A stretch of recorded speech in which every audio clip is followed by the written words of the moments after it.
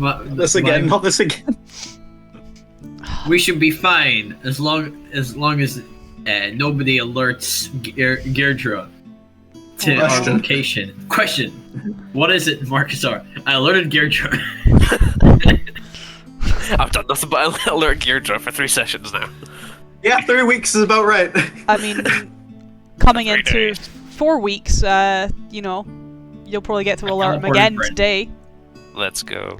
We welcome you all back to we welcome you all back to Twisted Fates, where Paul is in everyone's bad books, and we're discussing really, really bad but very well done memes from the campaign. I didn't do anything the wrong. The number of sessions is our number of reasons to kill Markusar. Every week they get more. Yeah, at least one more. Big, and it only gets bigger.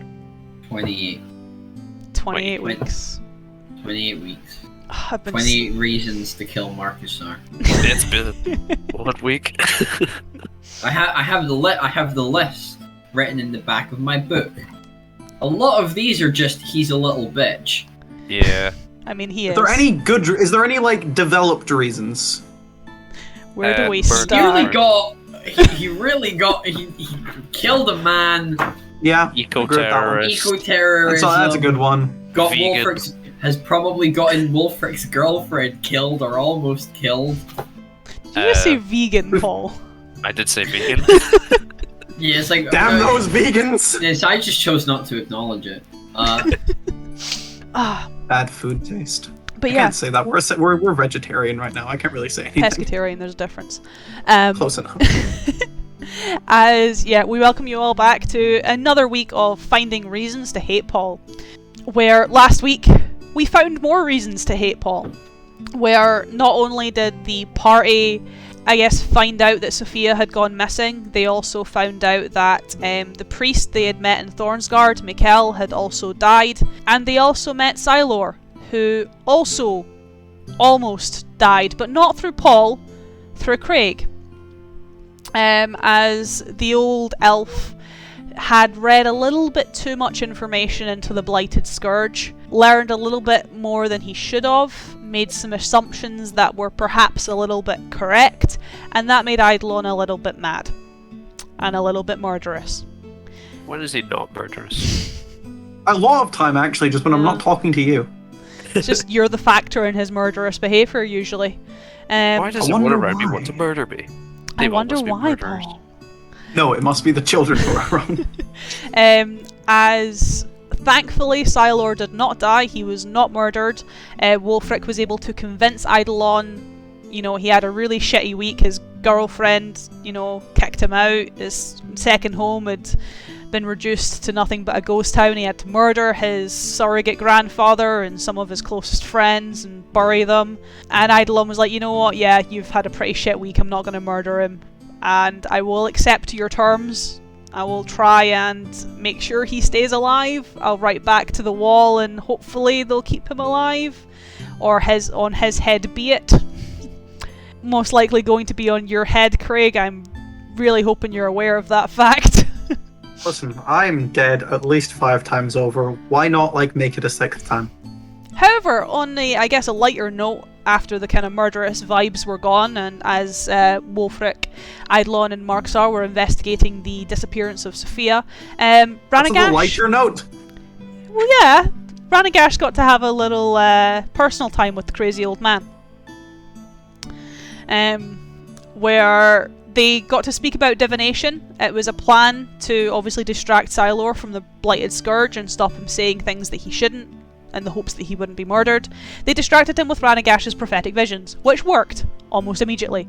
Where Ranaagash found out that his situation is relatively unique.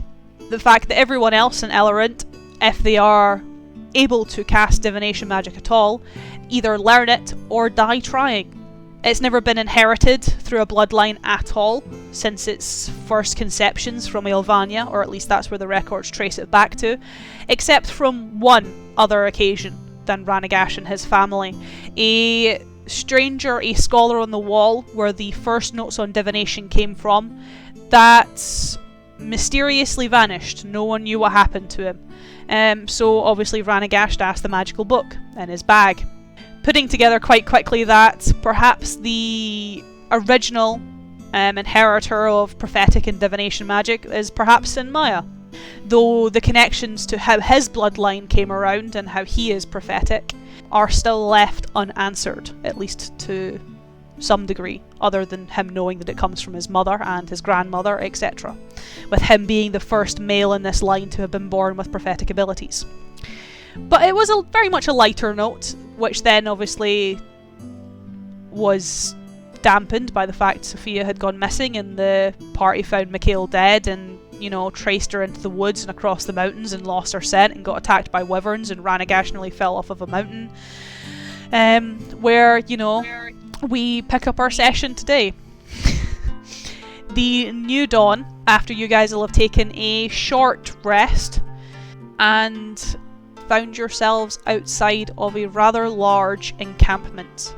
Obviously not the Orcish encampment, as this deforested section of Mire built against the Gildenfeld Mountains is very much more of a prison camp, as on your way down from the kind of peaks of the goat trails to a lower part of the mountain that was sheltered by the woods, just to give you guys some cover, you were able to see a expansive interior that rivaled the citadel, surrounded by wooden walls and palisades.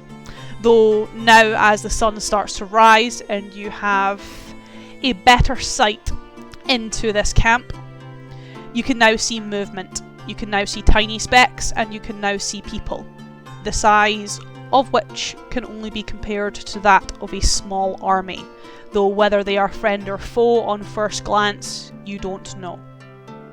I guess the question I'd have on first glance is, what type of people do they appear to be? Are they like orcs from the forest? Are they people? Or like, what's discernible from this angle? At this point, with your passive perception.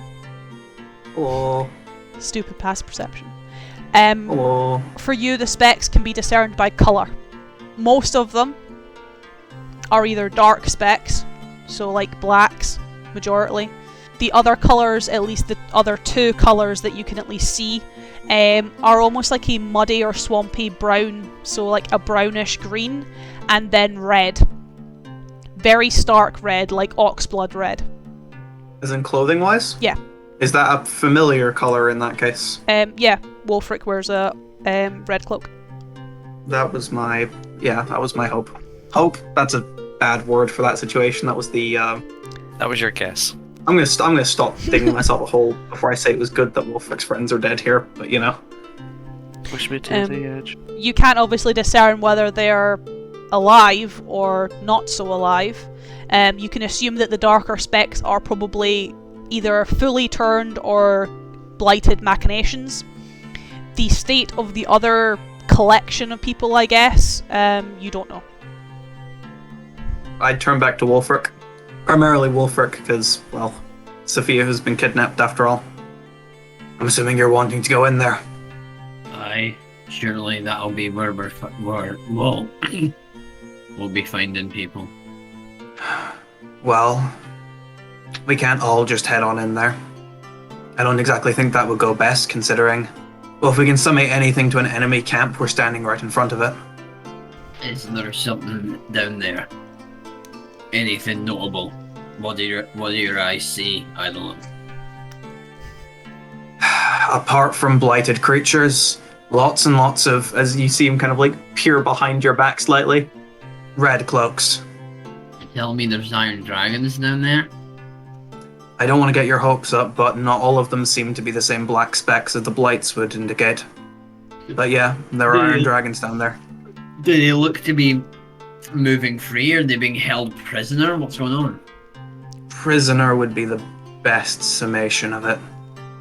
It's very rigid. Well, I can be the distraction if you guys wanna. I wouldn't say we need a distraction. If you just put your hood up, you could act like one of them. That's very true. Obviously, he'll have eyes through all the blights down there. I can't head down. It'd be far too notable. But the two of us who I think could blend in, as I'd more gesture one towards Wulfric and then another hand towards Ranaagash.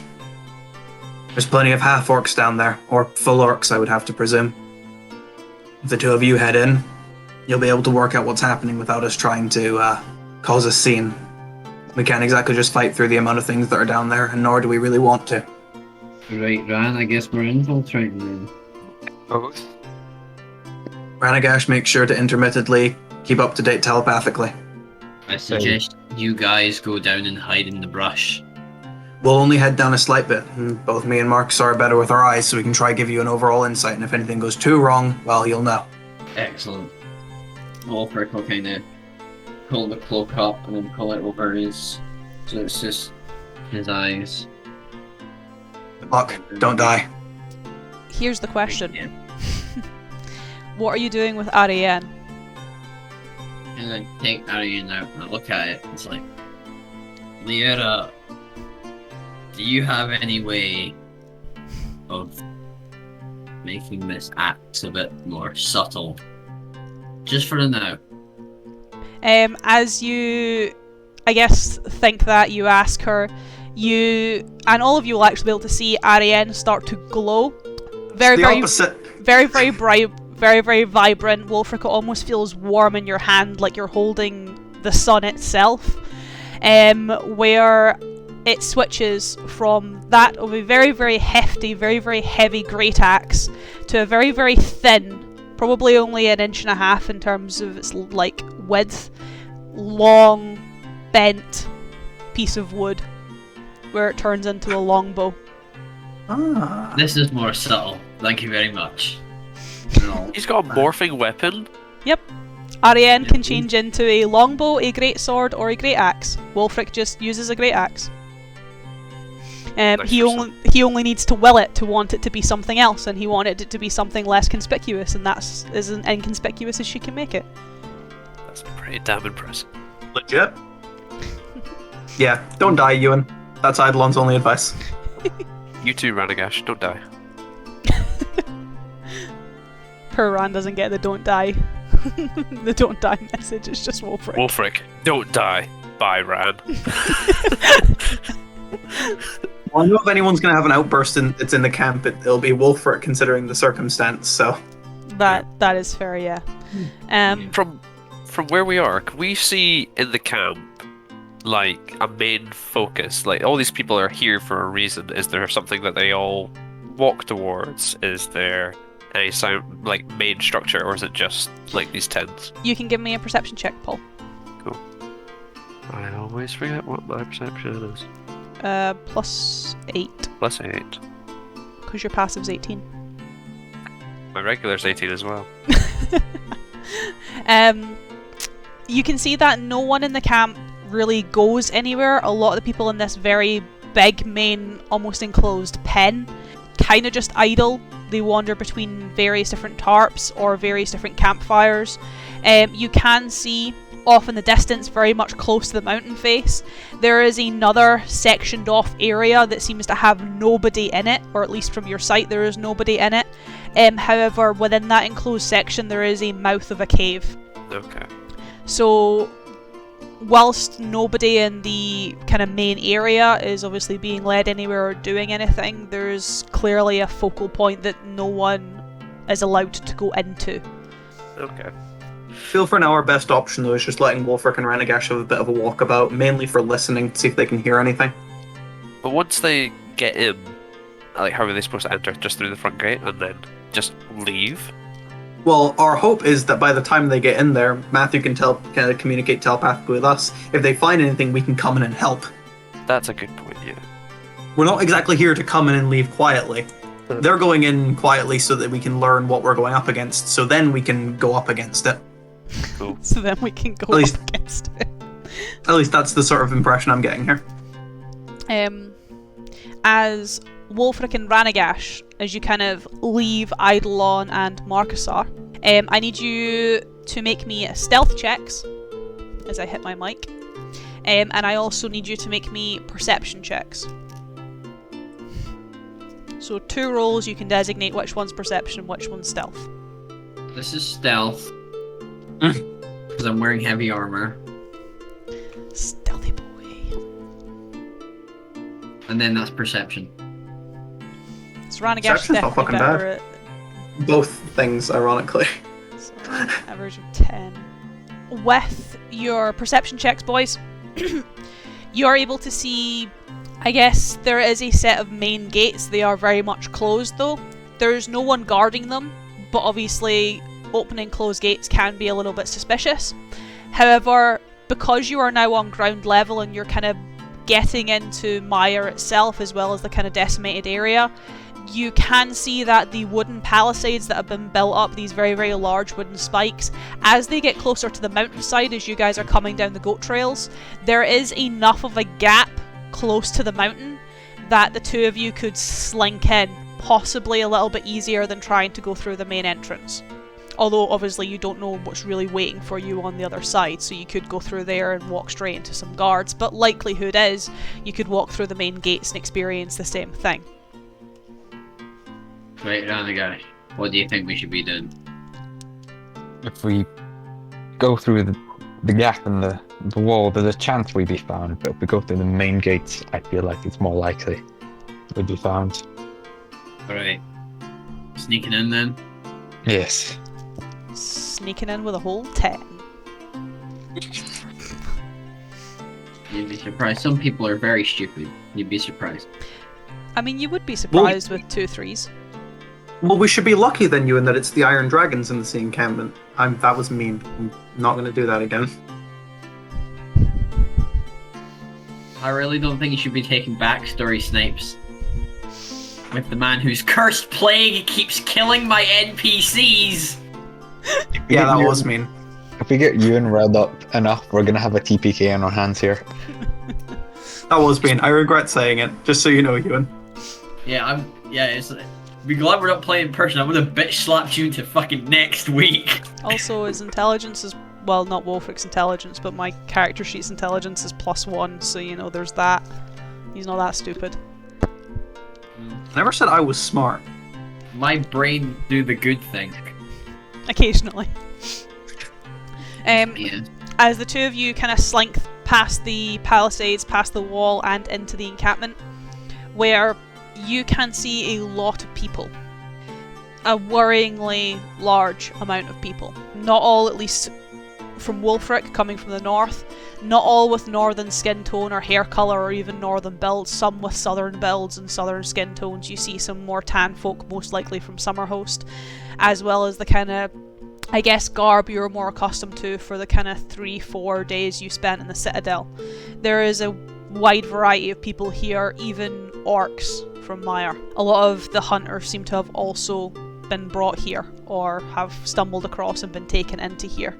Around the walls, you can also see that there are a number of contorted, blighted creatures, amalgamations of different people that have been turned into almost flesh constructs, but enough that they still contain this rotting disease that keeps them living, keeps them moving. Amongst them, at least for Wulfric, you can see some iron dragons. They are also patrolling, but they seem off.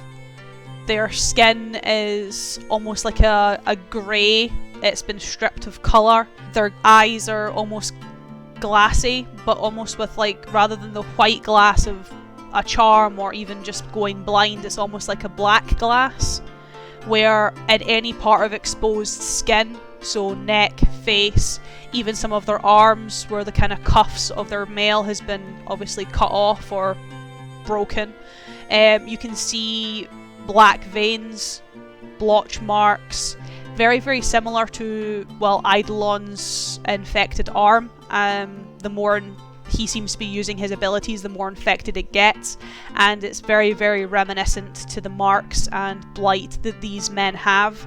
They are very much not in a conscious state, or at least it seems like they're not in a conscious state. They're almost pre-programmed, paying mind to no one else in this camp, just patrolling the walls. You are able to get into the camp, at least start to move into the collections of people, keeping your heads down enough that the patrols don't seem to notice you in the masses of folk here. There are every age and gender here, from young children to old men and women, families, travellers, traders, merchants who have been stripped of their coin and goods and are in a strange state where they look like they could die from dehydration and starvation, but they're being fed and watered enough just to keep them alive. You two are definitely the healthiest among this group as you start to kind of move through these tattered tents and very, very cobbled together fireplaces. Am I seeing anyone I recognise? Not at the moment, no. Which you are both thankful for, but also probably slightly concerned about. Yeah. As I guess, what do you do as the two of you are kind of wandering through? I think we just... Well, do you have anything you want to do, Ran? Probably report in with Eidolon. For now, that's fine. So you'd more just get an agreement noise over the end of the telepathic telephone. As you kind of move through, Ranaagash obviously giving recon back to Eidolon. Are you looking for anything in particular, or are you heading or even talking to anyone? I'm not sure. I'm just going to keep walking for just now, see if I can get to anyone that I recognise. The more you kind of move through, obviously the more people you kind of shuffle past. No one really seems to pay you any mind. It seems that a lot of people are obviously moving back and forth and just kind of living with what they can or what they've got. You do get a few strange looks, I guess, but not enough that anyone talks to you or questions you, mainly because they just don't appear to have the energy. It seems like everything is very, or at least at this point, is kept in a state where everything is very passive.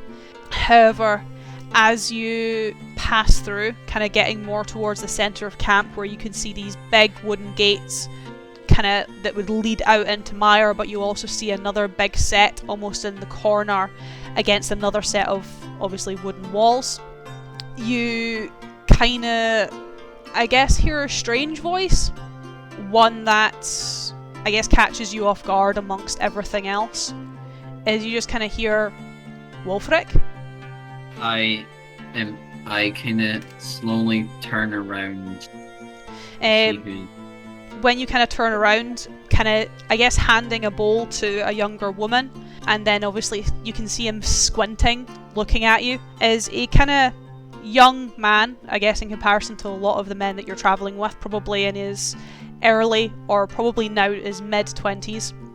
A traditionally buzzed cut, though it's now very, very long on top and quite shaggy, as it's obviously not been cut in a very long time. But I guess the thing that strikes you from him is across his lip, almost coming down to his chin, you can see the remains of an arrow wound, where it's kind of obviously been shot and gone up straight, almost through his cheek at one point, as he kind of squints and looks at you. It is you, isn't it, Wulfric? Happen? Not quite. You've given me two characters with a very similar injury, though one was with an arrow and one was with something else. As this is Hilbert. Jesus Christ, man. I thought it was you. What's happened here? Where do we begin? What's happened to you? Gonna be honest, we thought you were dead. Well, I thought a lot of us were dead. I fell into a ravine. That's the only reason I lived and probably escaped. Do you know what happened to the others? Most of them are here. What's left of us. Right, this is good news for once. This is good news, but... He kind of comes over and, like, puts his hands on your shoulder, like, almost touching you to make sure that you are actually real. Like, this is... What are you doing here, man? Ranaagash, are you keeping Eidolon and Markusar in the loop? Yes. We're planning on busting this place wide open. You have people to do that for? People that can help? We have allies, yes. We just came in because we're the least conspicuous. Look, I don't know why you found this place or why you came in here. He kind of lowers his tone. Busting this place open, that's a bit more problematic. Oh. I can't really say. I don't know the full extent of it. I know someone who can though. He'll definitely be glad to know you're alive. That's for sure. Right. Show me to him. One lad.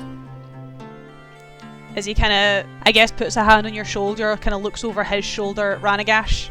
You can come too. In this place, the more the merrier.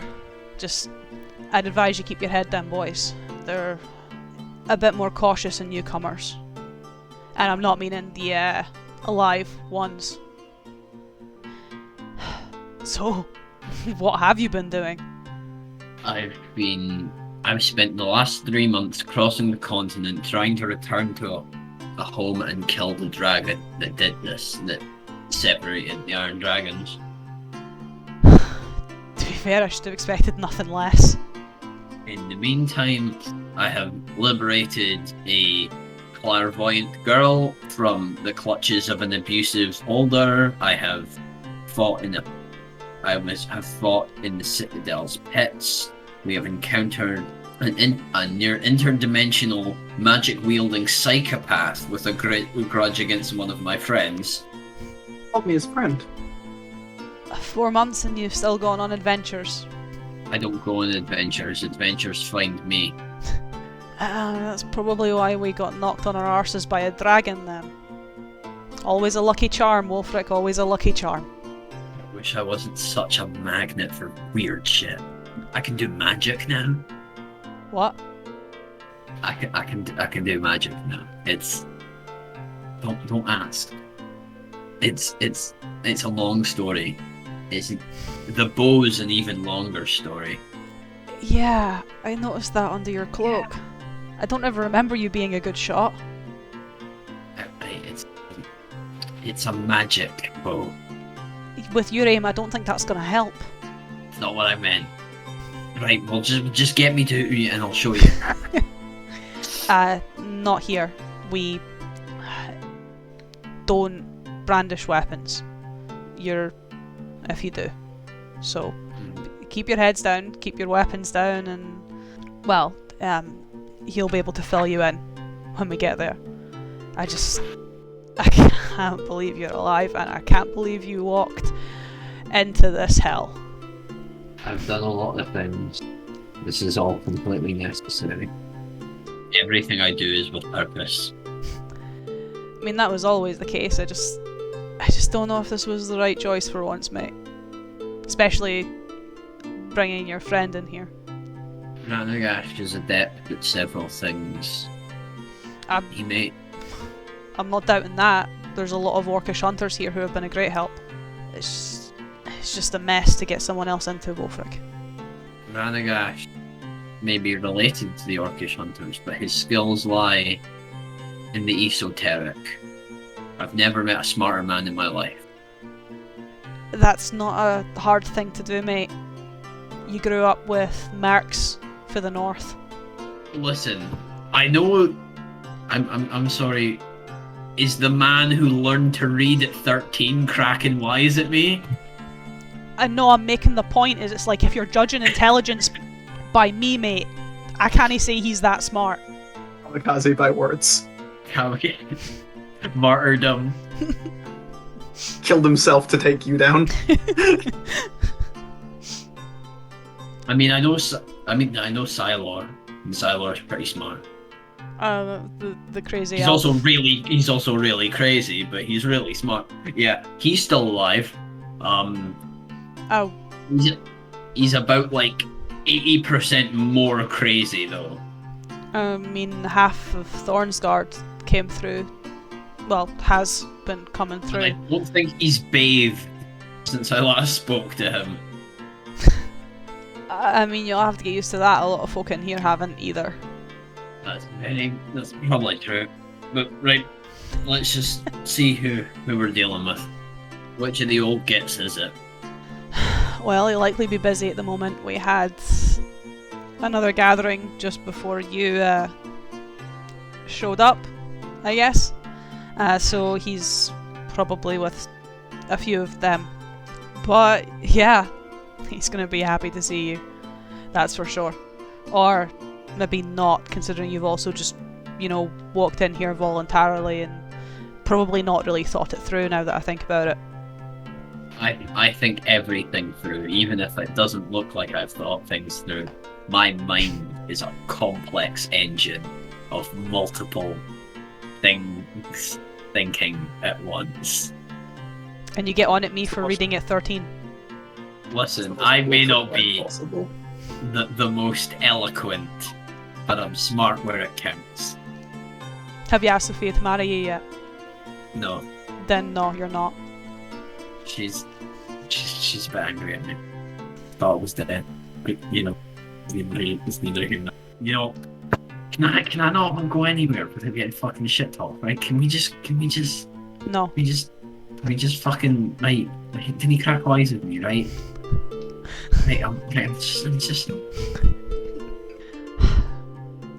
Look, this is the first time in nearly 5 months I've actually been able to crack wise because, well, everything else in here is depressing as fuck, so... It's very fair. And let's face it, mate, you're an easy target. I do kind of set myself up a lot of the time, but right, let's get to Wilhelm or Otto or whoever it is. Is it Wilhelm or is it Otto? You'll see, mate. He kind of leads you through the camp where you are not too far from the inner walls, where you can see several turrets have been set up, and there are a few more iron dragons here. This seems to at least be where they have set up, or at least the ones that are all there and their cognitive abilities have set up, quite close to this set of gates. However, leaving the two of you in the camp on a cliffhanger. You don't get to know who it is yet, Ewan. We'll go back to the forest, to recon team number 2. It's just called bullying him. Hey, I gotta do it sometimes. We did establish codenames before, but Recon 2 sounds pretty dope. What's everybody's code name so that when Matthew communicates with us telepathically, we have a call sign? What's the bit from Parks and Rec? It's like Eagle 2. We're not doing Eagle 1. It happened once in a dream.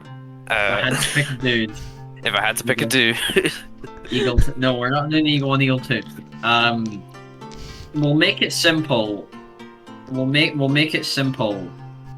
Dragon, green, wall, Cult. vision. You thought the green was talking? I did. Yeah. The green Markusar. Yeah, I assume racial profiling.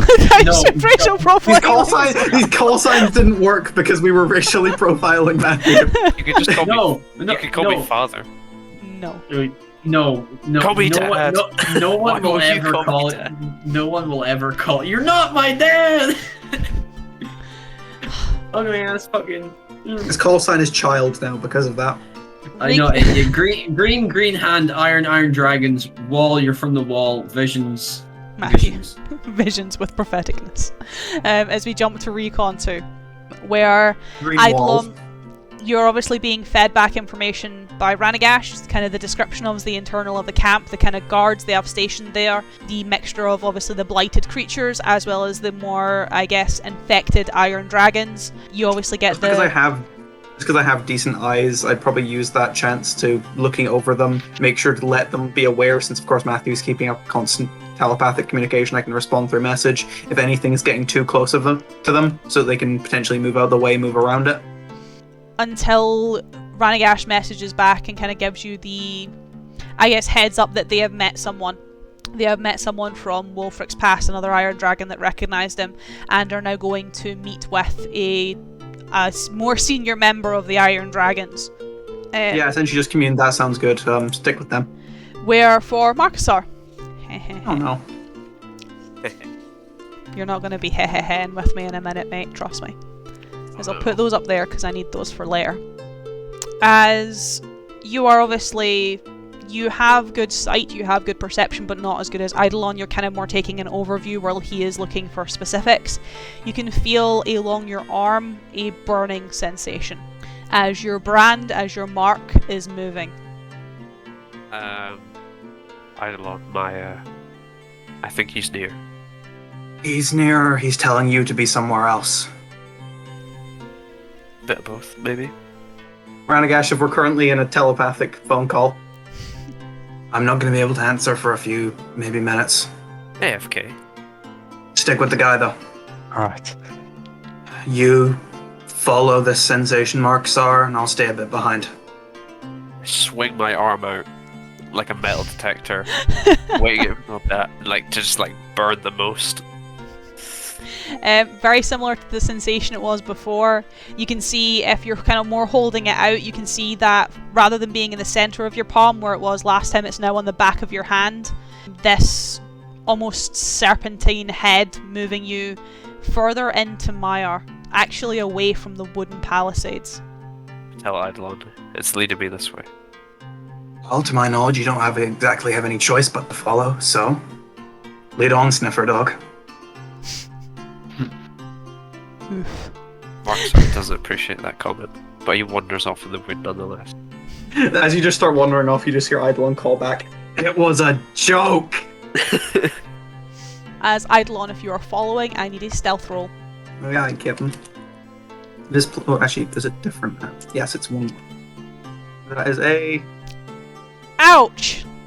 Emphasis on the ouch. Your luck was about to run out eventually. I was going to ask Matthew for a portent, but... He can't see you. I mean, you don't need to be able to see people for portents. I think you do. I think the only stipulation is you have to see them, is it not? As Matthew gives me the one moment. Replace any attack roll, saving throw, or ability check made by you or a creature you can see with one of these foretelling rolls. So you're not within sight of 120 feet because there's a wooden wall between the two of you. Oh no. Ranaagash could just be really good at seeing through splinters. 9 passive. Yeah, I was gonna say. Close enough. If you had 19 passive, maybe. I'm essentially just walking. I'm not even stealthing. I'm just walking behind Markusar. As you get quite far into Mire, walking for perhaps 10-15 minutes into the kind of proper woodland away from the decimated area and into the kind of green of the canopies where everything is kind of almost shimmering in the sunlight that is splitting the trees. It is very, very cold, and there is even some frost still clinging to a lot of the plants as obviously winter has started to set in. Though as you start to get towards a glade, Markusar, amongst the brush and the bush, so like the foliage beneath the trees, you start to see almost apparitions of bodies. Do I recognise any of them?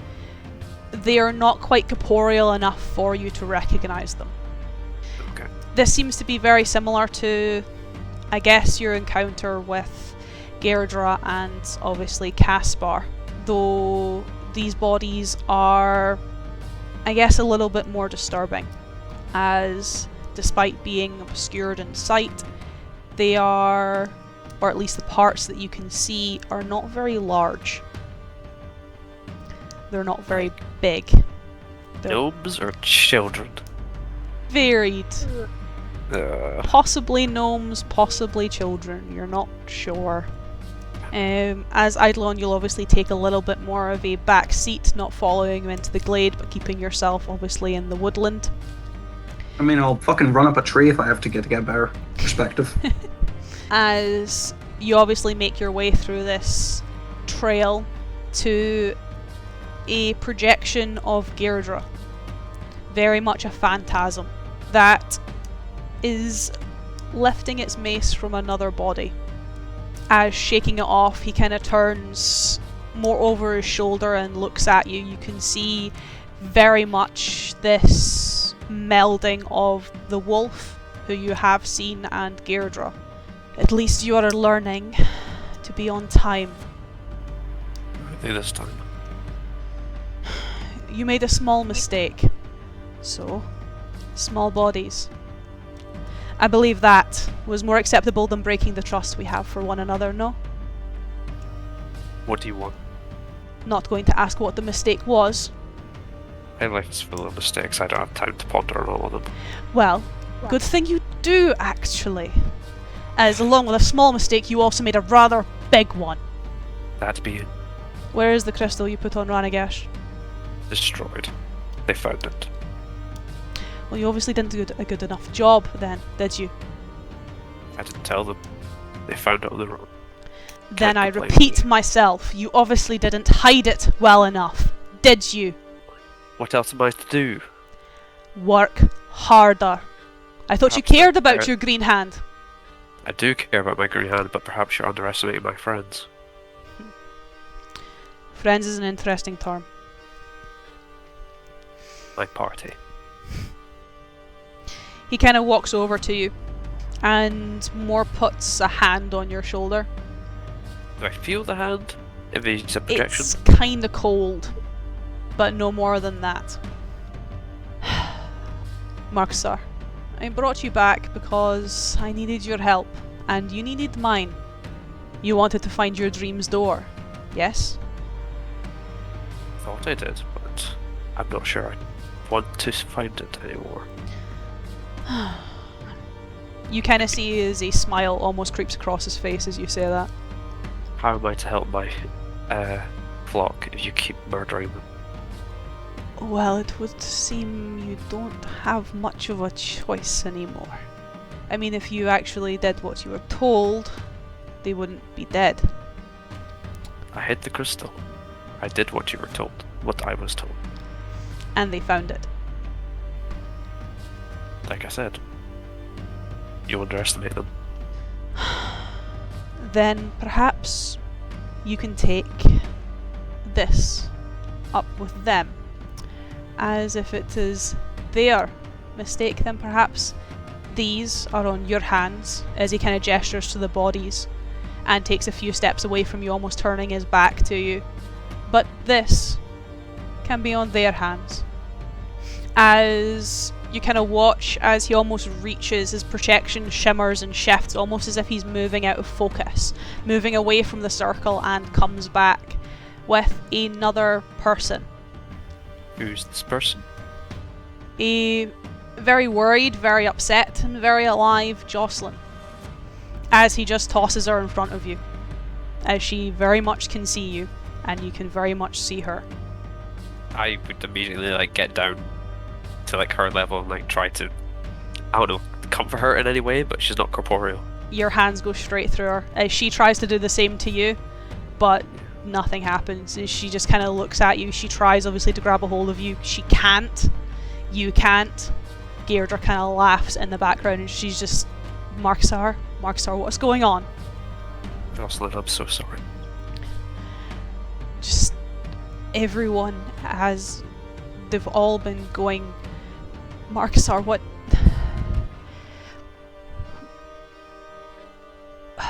what's going on? What's happening? Where are you? I'm very far away. I'm trying to help us. How? It won't make sense now, but I'll explain it all when I get back. There's Markusar, so many people have Casper, he's I know. Markusar, I'm scared. Me too. As she does still try to grab hold of you, as you can see that Gaerdrah starts walking towards the two of you. Is he bearing any weapon? Yep. You'll be okay, Jocelyn. You'll be safe. You'll be with him. You can see that she kind of isn't very much in a state, very much trembling, very much terrified. You can see her crying as she still tries to cling to you, any part of you, as She'll be with you. you kind of hear Gaerdrah almost chuckle in a very low tone. You see, Markusar, I don't think you quite realise how little choice you have in the case of doing better. You see, the more mistakes you make and the more things they find, well, more lives will be ended. And in your case, your life is mine. At this point, your people are mine. I need you, but I don't quite need them. Understand? Yes. I don't think you do, as you watch as his projection brings down the mace. However, it doesn't kill her, but you can hear her scream. It's a nice bit of nostalgia. As he kind of sighs.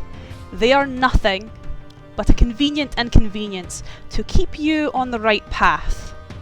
Right now you're stepping off of that path, and when that happens, as he brings down the mace again, and you hear her scream and you hear more of her bones break as the mace starts to rip. Markusar is full of tears.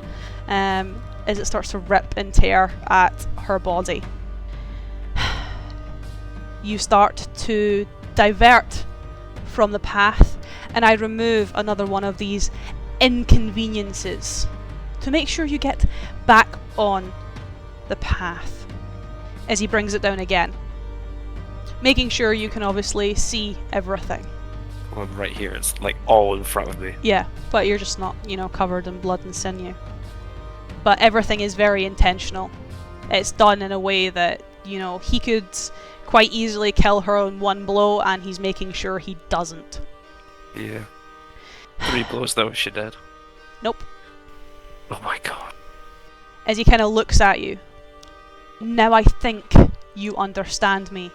As if you refuse and fail, even if it is their fault, as you so claim, I will make every death permanent, if they are lucky. As he kind of walks past, you watch the projection, he doesn't hit her again, and you watch as he just leaves her there. Still dying, but not dead. As he kind of walks past you, leaving you with her. As he just kind of turns around. Are you and your friends on the way to find my rose? I believe so. Good. I think that's what's here. It is. And it means I will likely see you very soon. As the further he gets, obviously his projection fades, you can feel your brand stop burning as it starts to climb up your arm. But as he disappears, you notice that the projection of Jocelyn doesn't fade. Markusar, he knows that he can't, but he's still trying to, hold her in any sort of way. But he's just, when you go to face try down, and crying. when you go to try and grab her, when you go to try and move her, expecting obviously your hands to push through a projection, you end up holding on to her. I hold her tighter than anything I've held before. As with laborious breath and a very, state of unconsciousness, as the pain has now completely enveloped her, she dies in your arms. You are covered in her blood. Well, this sucks. Just a bit, eh? Yeah. Have anything you want to do, Paul, or can I hop down from my tree? I'm gonna be here for a while. As Eidolon, you'll have obviously been privy to You all do of your own that. thing. I'm gonna be here. No, there's something I want to say to you first. Fire away, Chief. I'd give him a few minutes, obviously. Mainly through a sense of sympathy. As Eidolon, probably one of the only people who can fully understand how Markusar's feeling right now. Similar thing happened to Ferrith. Similar? Do you mean the exact same thing? Moving on. Hey, at least he killed yeah, Ferrith. It's not much of a difference. As Eidolon would jump down from the tree and more walk up, not beside Markusar, letting him keep his space, but walk quite close to him. You okay, Paul, for me to continue? Yeah, go ahead. So this is the real Markusar Wild then, huh? I don't know what to do, Eidolon. What do you feel like doing? Seems like anything I do will bring them pain and suffering. I follow his orders. He kills them. I don't follow. He kills them. To keep me in line. I don't think I can. I'd rather I died than any of them suffered. Eidolon more I'm not even going to insight, because I'm pretty sure there's no chance Markusar's lying through any of this. He doesn't exactly seem in the state to. I think it's like Markusar has always been like he's used to death, but death through all of us, myself and all that. But like all of the Green Hand, none of them have like died like this. Like even Casper, I witnessed his death, did I? I No, was you kind of just told you about just it. saw his dead body. Yeah, like seeing it, feeling it. It's fucked up Markusar in a big way. Like, I just. Do you need a moment before I continue, Paul? I can give you a moment. Genuinely, like, that was a lot. This was like Caleb fighting the Dragonborn. Second session. Second session, yeah. Second session of D&D we as a group ever had. Exactly. Paul crying by the end we- of it. But then Matthew made The brass he broke buds the meme. tension. The brass buds. Iconic. Iconic. Peak Matthew. Yeah. I just don't know Eidolon. Listen, not many people would be able to say this to you and mean it. I've been exactly where you are now. I don't know if I've ever told you exactly, but Ranaagash saw it. He did the exact same thing to my wife in front of me. And when you're in a position like that, you really only have two options, Markusar.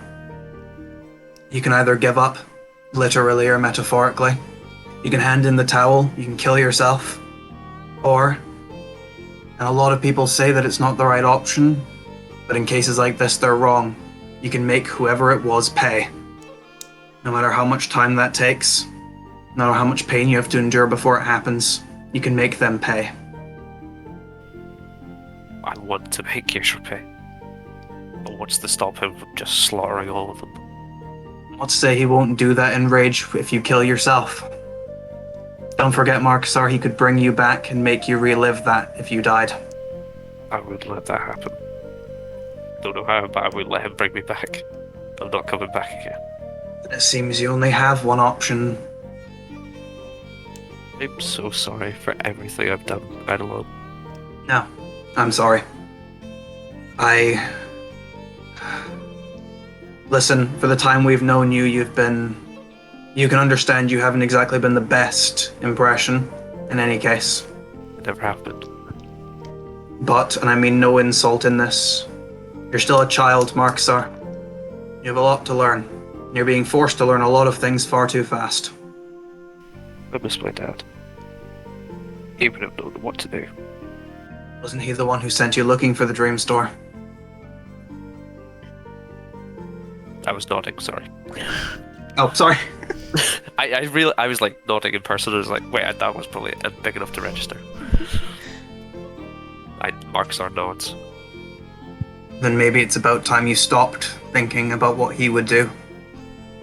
It's comforting, letting somebody else make your decisions, or tell you what's right and wrong. Whether that be a parental figure, whether that be royalty, whether that be your boss.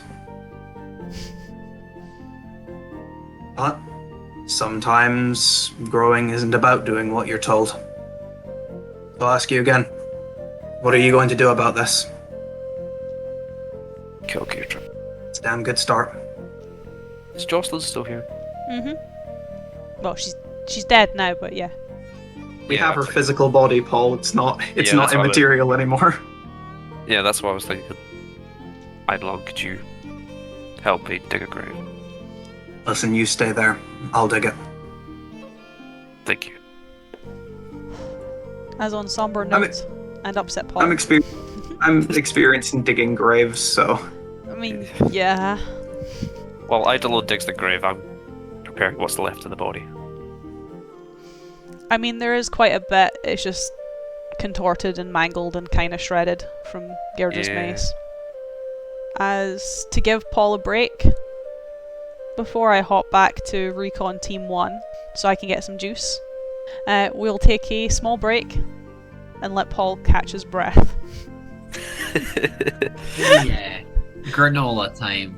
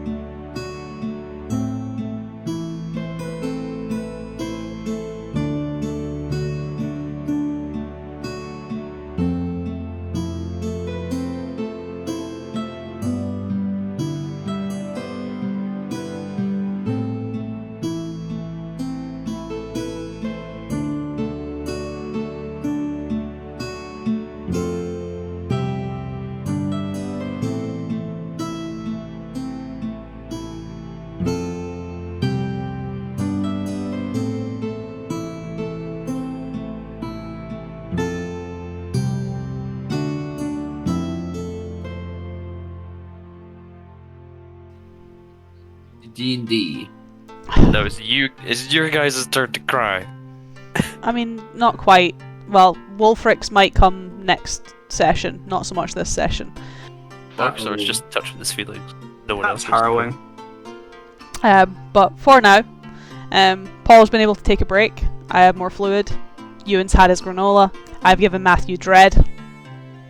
As we come back to session, we come back to D&D, leaving Recon 2 in the forest to jump to Recon 1, where Wulfric and Ranaagash, you are being led, as I need my notes that I stored for this very occasion, a younger member of the Iron Dragons, a man called Hilbert, to a kind of more central tent where as you kind of come towards it, a woman comes out of it, very upset, though not crying. She has obviously been crying, but not crying anymore. As she kind of steps out and Hilbert steps in, opening up the flaps and kind of letting the two of you follow. Where you kind of see a man pacing, a hand on his temples, very, very shaggy, now almost stark white hair. Still a little bit of shaved sides, but not very much at this point. As he's probably not cut it in some time, so it's kind of been left to grow. Wearing the armour of the Iron Dragons, at once it probably would have been, I guess, a lot heavier, though he's very much abandoned different parts of it to kind of just leave the padded jerkin as well as the cloak and some of the heavier stuff, but not nearly as much. A very shaggy beard that is very unkempt, and well, a tent that seems to have a lot of holes running around the side of it, at least from what you can see, most likely from rats or mice, as he kind of just groans and sighs, and Hilbert takes a step forward and just goes, "Mouse, you got someone here to see you." As he kind of sighs, not even turning to look at the three of you. Hilbert, look, I don't really need any more visitors today. Not after this afternoon. Surely you can spare one more. As Hilbert obviously has a beaming smile on his face, as this very haggard old man looks up at the two of you, specifically meeting eyes with Wulfric, where you can see Wilhelm, though very much aged and very tired, a once very kept appearance, now very unkempt, as he kind of looks at you with what would be wide eyes, but very, very dull in colour, as he's just tired. What are you doing in this hell, boy? We're currently discussing with our allies outside on how to get people out of here. You don't. Not with that attitude. We have certain abilities at our disposal that can make it a lot easier. My boy, you don't. A lot has changed and a lot has happened, Wulfric, and you shouldn't have come here. Come on, you must at least be hungry. I have something I can at least offer to you. It's not the best in terms of taste, but it'll at least fill your stomachs. Save it, we're fine. We can... Honestly... What are we gonna do? He kind of walks over, puts his hand on your shoulder, kind of wraps it around you and kind of turns you around as he leads you out of the tent and towards a barely lit campfire where there's a few other folk sitting round. We do nothing, as we've been doing for the past 4 months. We console who we can console, and that is it. Alright. As he kind of takes a seat and takes a bowl from one of the other members of the kind of sitting around the campfire. A lot of young whelps whose faces you don't quite recognise. You sure you boys don't want anything? I'm sure. So, why are you here then, pup? Truth be told, Sofia's been taken. I thought the girl would have been smart enough to go to Drakenel. Well, she's definitely one I would have seen, and I've not seen her. You certain she's here? I believe her to be here. I didn't ask if you believed, Wulfric. I said, are you certain? This is the only logical place she could be. Then if she's not in the camp, she'll likely be in the inner walls. The inner walls? He kind of gestures back to the secondary wooden palisade with the gates. In there. Folk who go in there, don't come back. Look, the two of you are standing there like idiots. At least sit down even if you're not going to eat. Wulfric takes a seat. Yeah. Right, I'll do the same. I know you've got your reasons for being here, boy, but you really shouldn't have come. You can say that all you want, but it doesn't change the fact that I'm here, and it doesn't mean that I'm not leaving without trying to take some people with me. Look, you can take some folk with you, and they will be killed. Slaughtered. I mean, that's likely already happening to them, just a lot more methodically, but it will be done en masse. Christ. You remember what I taught you, boy? Yes. Well, we are in that situation. And we have been since we came here after that attack. I say came, we were brought, but sentiment is the same. When we came here, there was already a few orcs from Maya and a lot of travellers living in this camp. And when we came here, we were given a choice. We kept the peace, we kept them calm, or everyone who came through those gates would die at our hands. I was the one to accept after I watched Otto die. What? Everyone in that attack, from the dragon, was brought here. You were the only one missing. I presumed you were dead when you fell off that gorge. Clearly I was wrong. And, well, Otto was given a choice. We could stand by and do nothing, and ensure that peace was kept and maintained, or our lives would be forfeit. And Otto was, as you'd expect, willing to sacrifice himself for the others. He didn't stand a chance. When I was offered the same option, I was not offered such a willing self-sacrifice.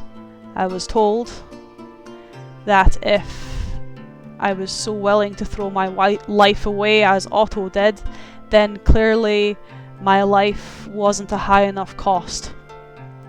That if we didn't bend the knee and do as he said and kept the peace in his little camp, everyone who ever walked through those doors would die. Women, children, not just the men. Jesus Christ. So I followed my own motto. I avoided the fight and agreed to the man's terms.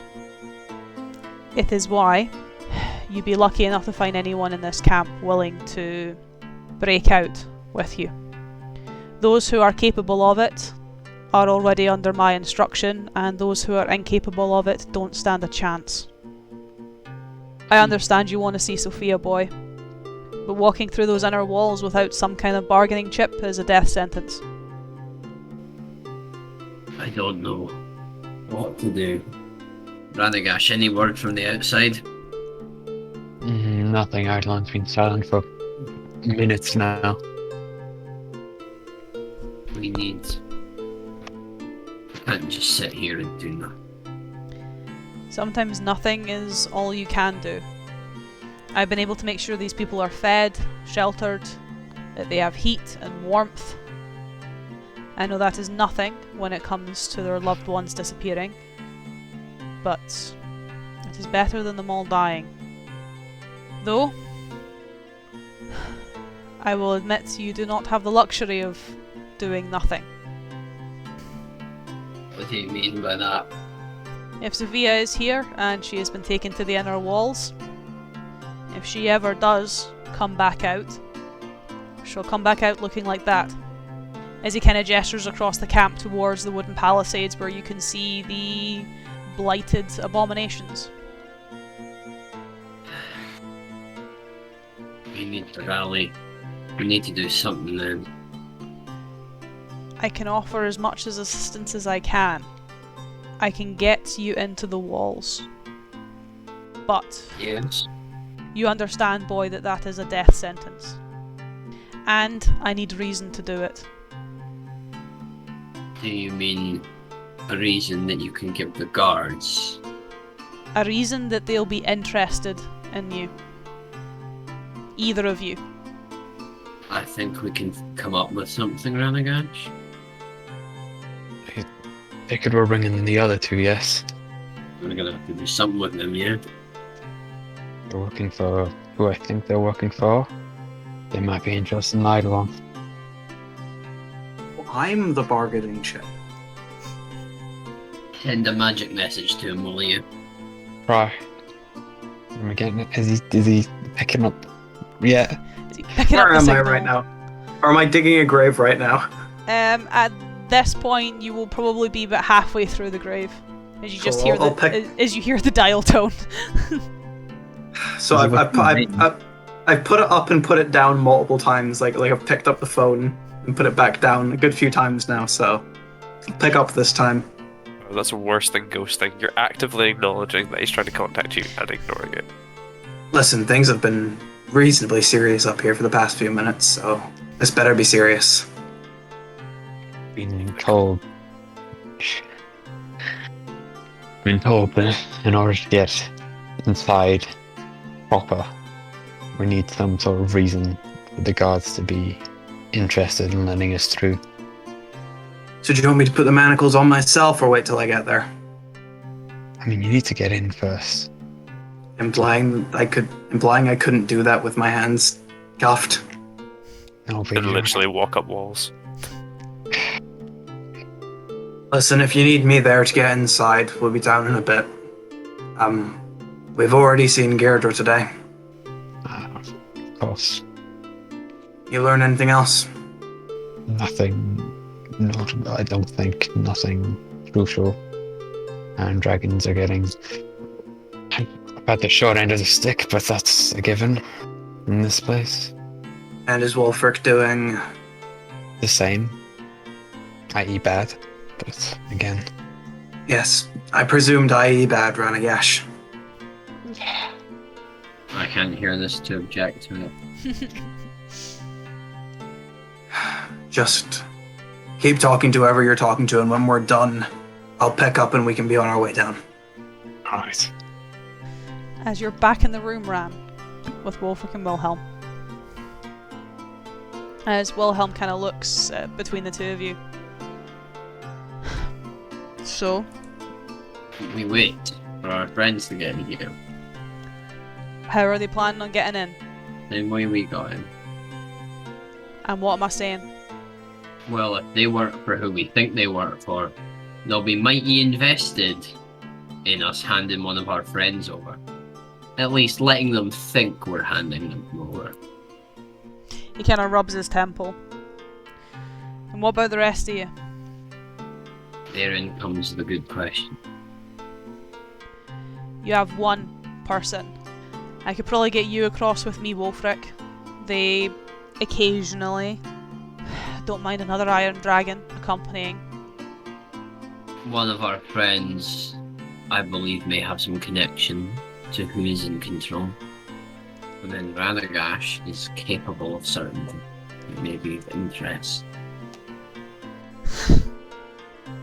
Okay, I can get you in on merit. I can get the Ranaagash, I'm assuming, in on his interesting abilities. And one of your other friends might already be able to walk through the gates, as well as selling another one. Yes. Why are you never easy, pup? It's in the job description. No, it's in your description. Precisely the way I am. You never tried to fix me. Aye, I just shouldn't have let you follow me out of Hotzel. You really think that would have stopped? You really think a scolding would have stopped me? No, but it would have been funny to find you covered in frostbite. I'm not an idiot. I wasn't involved. I was an idiot then. Aye, you're not an idiot now because I bloody trained you. You were an idiot back then when you were swinging round a woodcutter's axe. Alternative reality, Wulfric froze to death. Dark timeline. Although in saying that, I'd still call you an idiot for showing up here. But now I'm an idiot with friends. Friends who are incredibly capable when we have no clue what we're doing. Yes, but people's lives are on the line, Wulfric. I am more than well aware of this. Which is why I'm putting everything on the line, so that the lives are spared. No more blood. I've taken a promise. An oath, if you will. Well, I hope you can stick to it, because there's a lot of people here who'd want to go home. Can't imagine this is anybody's ideal. Let's see what we can do. And what about you? As he kind of turns to Ranaagash. You ready to follow this idiot? As ready as I ever will be. Well, it's nice to know you're both as stupid as each other. You found a good one, Nice. Wulfric. Real recognizes real. I can't say anything I'm stupid enough to get you in those gates knowing fine well you're probably going to end up on your arse dead. You underestimate my power. Don't try it. He really did. He really said it. Your 4 months... Look, falling down the gorge was impressive. Surviving it even more so. I can still put you on your arse, pup, and I don't even have I my have weapon. I have a magic axe and magic.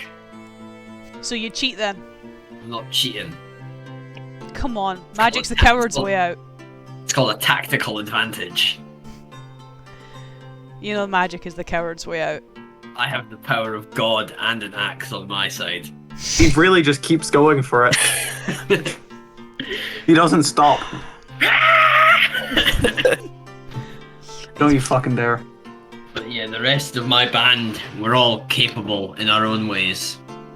There's Ranaagash, who is an incredibly accomplished wizard, who's intelligent and tactical on the battlefield. There's Sometimes. Eidolon, an incredibly skilled warrior with years of training, even more intensive than mine or yours, with the grit of steel. And then there's Markusar.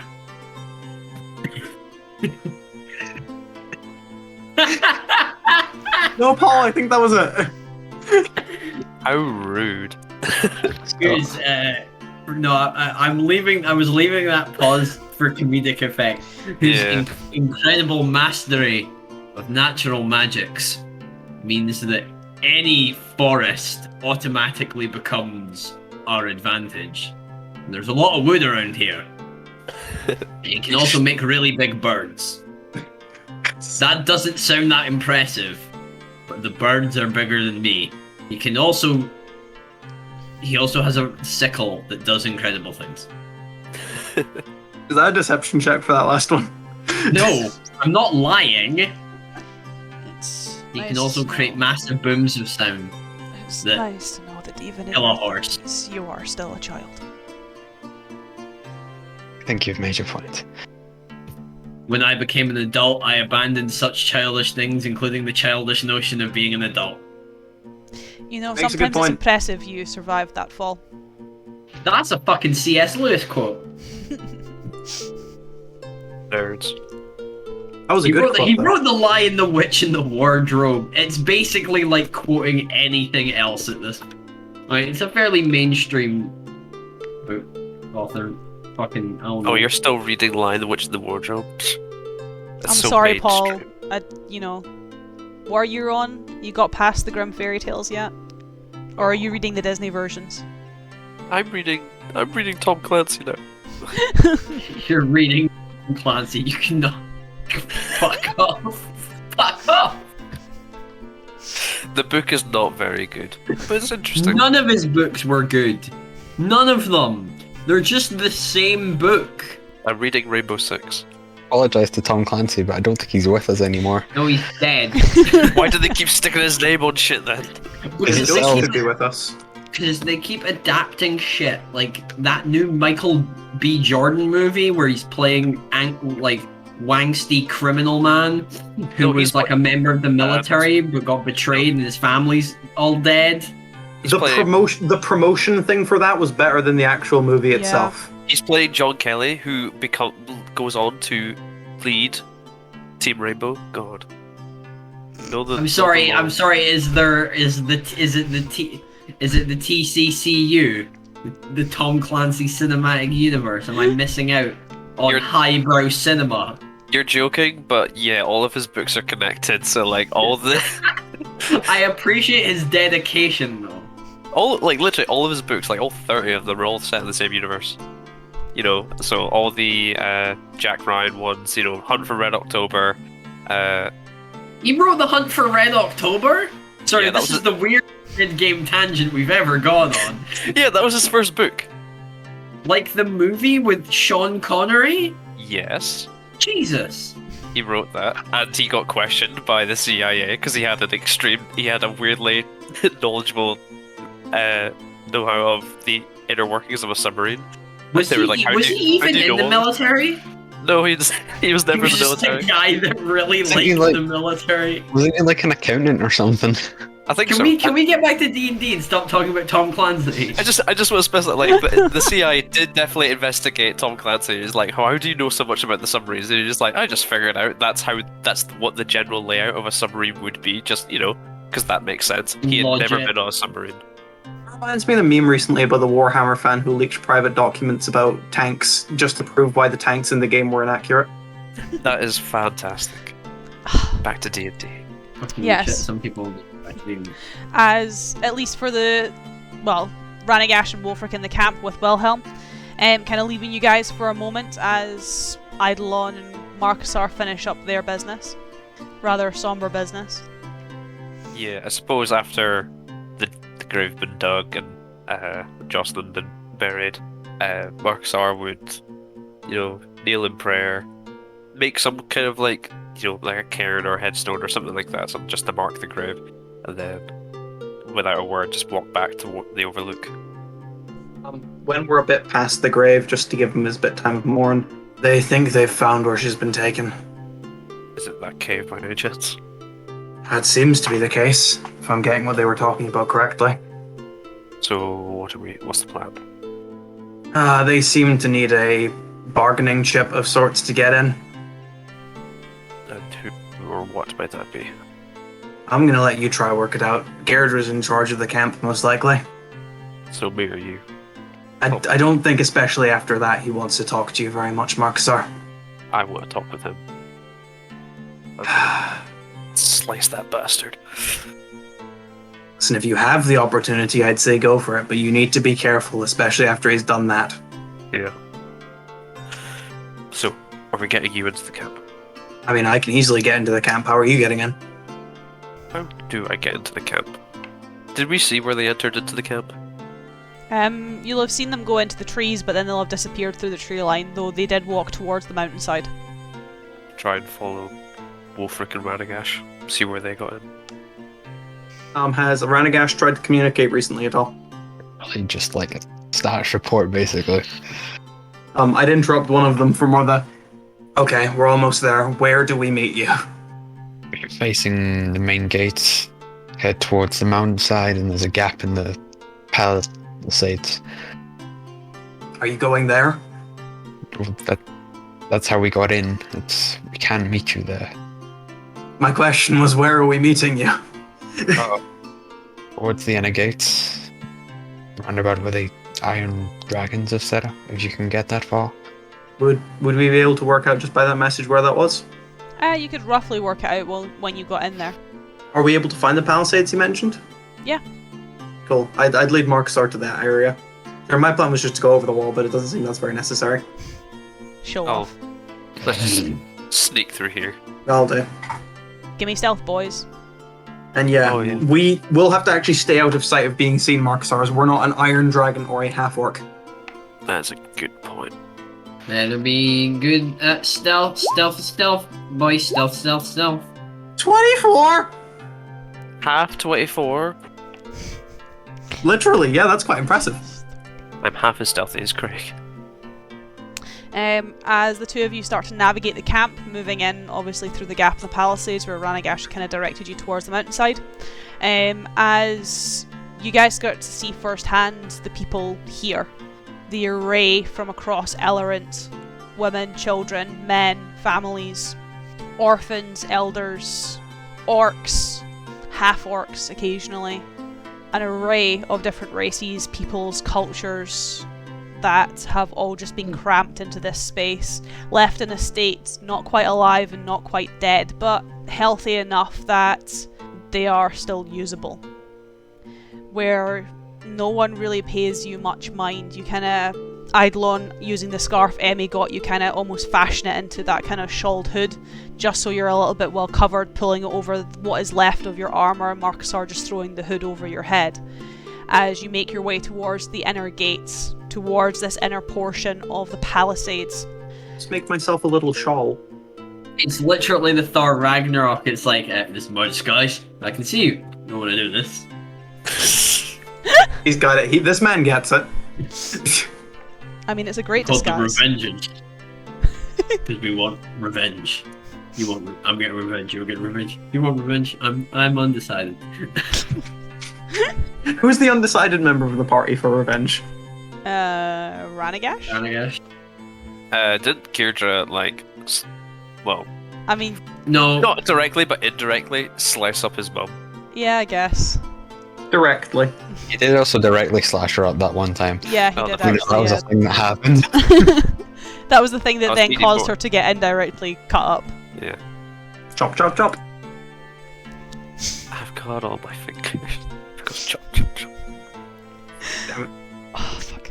As the two of you eventually get towards this small segment that's kind of been pushed off from the rest of the camp, where a collection of iron dragons are sat around a smouldering fire, and you see, well, Ranaagash still with his hood up, and obviously Wulfric sat beside quite a haggard old man. Doing my usual whenever we're sneaking, I just go up behind near Wulfric and just go, so, what's the plan? Right. This is Wilhelm. Wilhelm can get me in. Ranaagash can get himself in on his own merits. So too, I believe, Markusar can. We're gonna have to pretend to hand you in. Right. Yeah, this is gonna go fantastically. Look, I already Maybe told the you- boy it was a death sentence. Maybe you three, since he's very literally seen the three of you before, should stay back and let him be the one to do it. Yes. Glad to see everybody around me have such faith in my abilities. Wulfric, he insulted you to your face. I think he'll remember you. Yes. Well, I was banking on the fact that he's arrogant enough to forget everyone he considers insignificant. But you do have a point. That's his problem. He remembers everybody he considers insignificant because they're not dead yet. This man is a contradiction in the sense that he's so arrogant where he doesn't care about other people's opinions but simultaneously cares too much about other people's opinions. Why do you think he kills everybody who has them? This man needed therapy about 2 decades ago. He needed therapy whilst he was in the womb, clearly. Jesus Christ. A pleasure to meet you. I turn and give a nod to the man you had introduced. This is Wilhelm. He taught me everything I know, and some things I forgot. Most of what you forgot by the looks of things. I'm going to cut the jokes for a second and just say, if you're the person who taught him, clearly you're talented enough. He kind of gives you a nod. So I can trust you to at least handle this with a decent amount of competence. Is that understood? Wow, someone's a big shot. He is. Do you want your people to live? Why do you think I've been sitting on my arse for 4 months? Then get off of it. You say that as if it's easy. I say that as someone who had to do it after watching everything around them crumble down and not having an option to sit down. How many of those people are still alive? I would have been able to say one. Will I stay sat down, boy, to make sure that more than one person remain? I thought that too. I thought that sitting down would save the people who survived. Then we're in a similar position, with similar scores to settle, it would seem. Then are you going to stand up? I need to if I'm getting you boys into the wall. It really is just the northern ones that are insufferable, correct, Wulfric? I'm gonna pretend like I didn't hear half of that. Right, let's get going. The sentiment was your group is competent and the northern aren't. Yes, Southern. we're competent. we're competent. It's that you said southern. You said the northern ones were insufferable. The southern ones are insufferable. That was my mistake. Sorry. We are competent. I haven't seen them in long enough. Don't worry, I forget about them as well. To be fair, most folk forget about them. Peter is less than agreeable. Mueller's got himself. I'd say it's cushy, but it sounds fucking depressing. Dealing with their whelps. Good luck to him. At least he's not gonna get any more scars because they can't hit for shit. Yeah. Right. Wulfric, keep your head down. Right. Who are the three of you? I gesture for Markusar and Ranaagash to start because I need to give a... Father Markusar Wild, of the Green Hand, of the Old Faith. Ranaagash. And yourself? What I suppose you'll need to know is I'm Eidolon, and it can be easily presumed that Gaerdrah's looking for me. I seriously hope you boys know what you're doing. That's my secret cap. Or thinking for a second what would be a worthwhile excuse for how he'd know. Or is it worthwhile just assuming that Gaerdrah's arrogant enough to mention it a few times just in his off time? That's up to you. I guess I'd actually ask him in that case if we're starting off. He wouldn't have happened to have been loud enough to mention such a thing. Such a thing?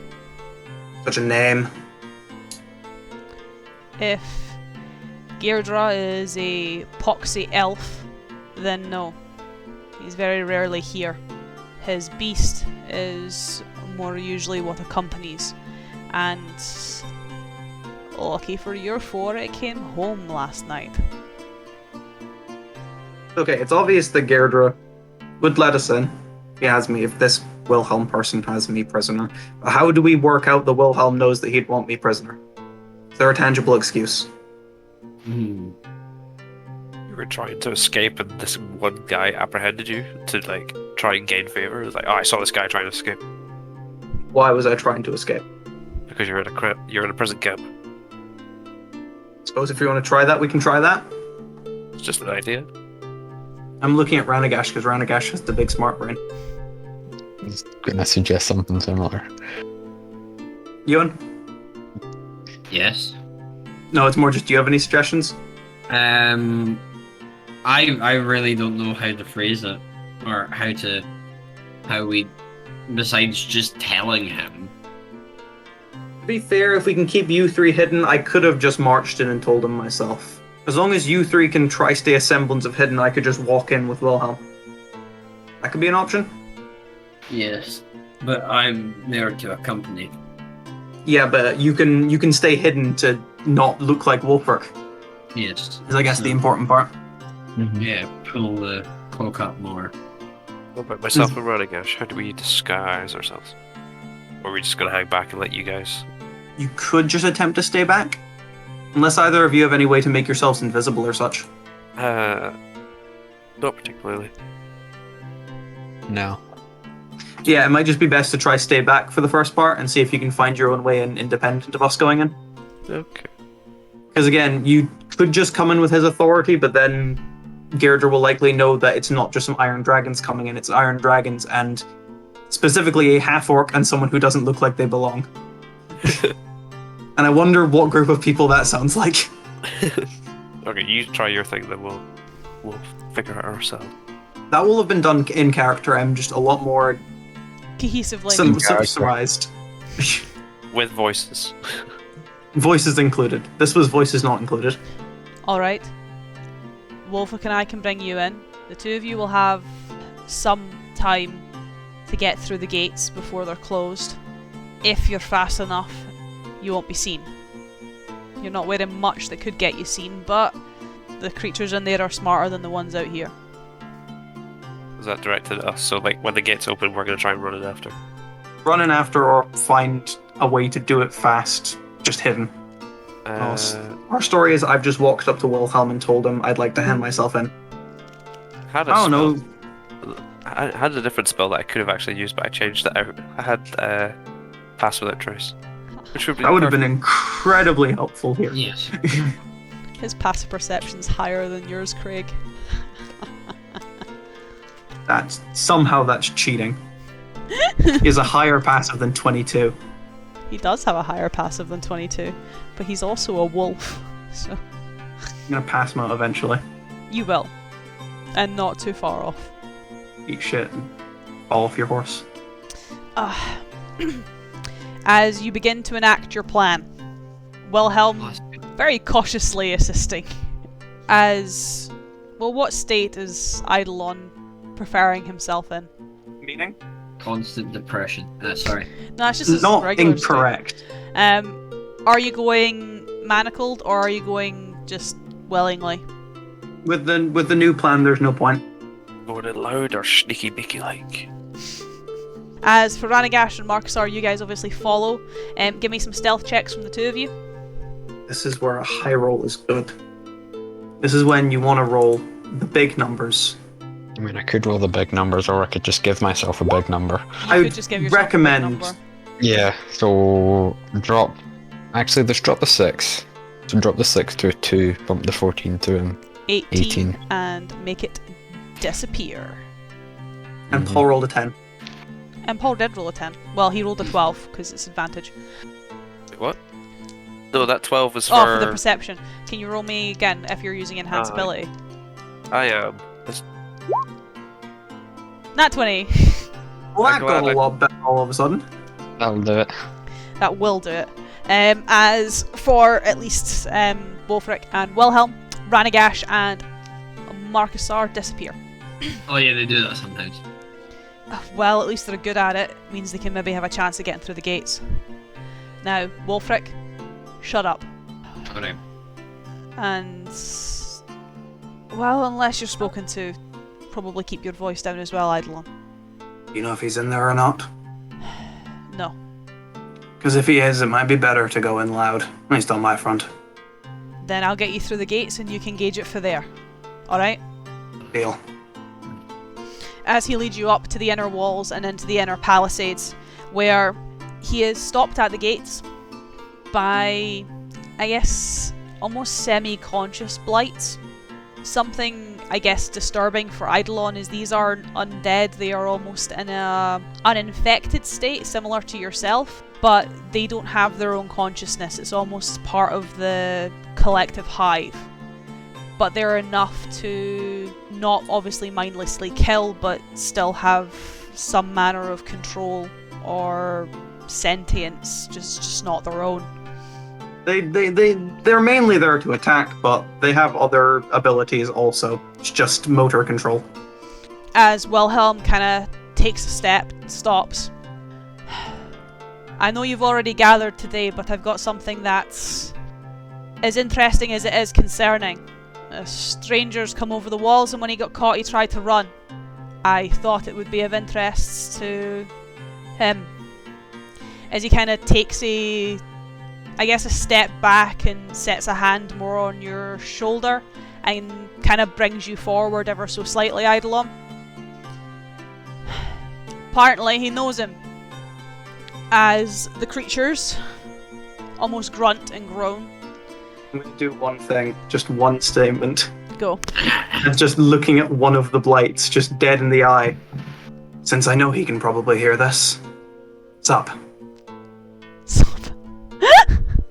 You just supped Gaerdrah. Oh, dude. Sup, dude? What's up, dude? As the blights kind of grunt and groan, clamber, some of them disappear from the palisades, and the gates kind of slowly creak open. Just like, we don't get dental. They don't even get That's their only dental. complaints. Not that they're dead, not that they do slave labor, it's just their teeth are really not doing fucking great. We're the union for magical creatures. Both evil and benign. Both evil and benign. We don't We even come have in- They don't even have dental. We made the dental. We Alright, made the wrong plan. We shouldn't of have the come. party, who's Shrek, who's Donkey, and who's Puss in Boots? Who's Ewan? I'm the only one with a Scottish accent. He is Shrek. Wulfric is Shrek, Eidolon's Puss in Boots, Markusar's Donkey, which makes Ranaagash Princess Fiona. Because he's green. I mean, Wulfric's No. not green and he's Shrek. I mean, Scottish. Ranaagash is the most competent of the four of us. That is also That's- true. I just want to say we went in with the wrong plan. We should have came in to try unionize the blights instead of working against them. Unionize the zombies. We should have came in as the workers' union. I'm gonna insist on the next campaign. We don't play it seriously. We do dumb shit all the time. You No, mean you we haven't need been doing serious- dumb shit already, Paul? No, more dumb shit. Like, No, this is like a I 6 out of 10 do- of the dumb I shit. do want the opportunity to go into a social situation by pretending that we are a workers' union. But no, I want us to do it in this campaign because it is the serious campaign, which makes it 10 times funnier when we do it. Let's unionize the wall. Anyway, let's. Not the worst idea. We can try that. As well, for Wilhelm, Wulfric, and Eidolon, you guys obviously pass through the gates, heading towards the mouth of this cave. For Markusar and Ranaagash, are you getting through before the door closes? We are getting through before the door closes. Can you give me initiative? If you have... Oh, no. Although, Ranaagash, you do have a way to bippity-boppity-boop your way through the door. Yes, that was the plan. So you do not need to roll me initiative if you bippity-boppity-boop your way through the wall. I do. Yep. You have Okay. advantage though, because it's a dex check. You do have advantage because it is a dex check, Paul. So don't forget. Okay. Thank goodness. As Ranaagash, you obviously teleport. You can see the empty space and Misty Step your way there.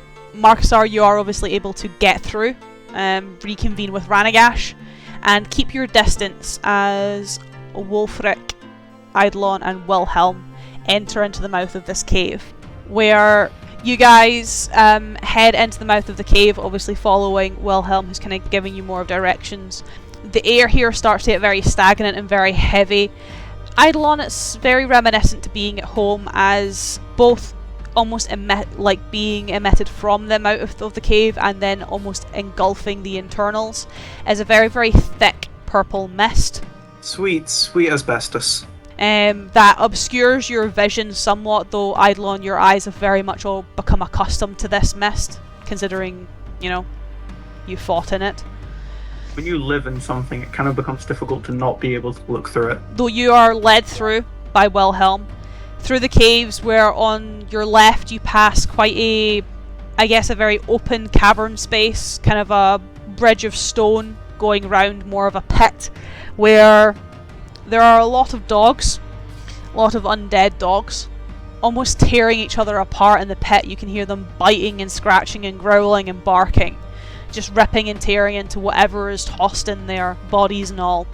Wilhelm tries to pay it no mind as he takes you through another part of the cavern towards a much more open area where the stone palisades or the stone walls kind of bridge up to a almost 2-story wooden building that has been made out of whatever has been destroyed from Mire.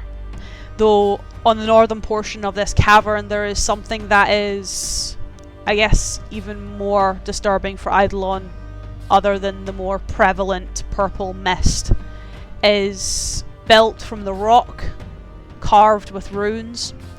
There appears to be some sort of portal where the mist is emanating from, though it is only one way, at least for the moment.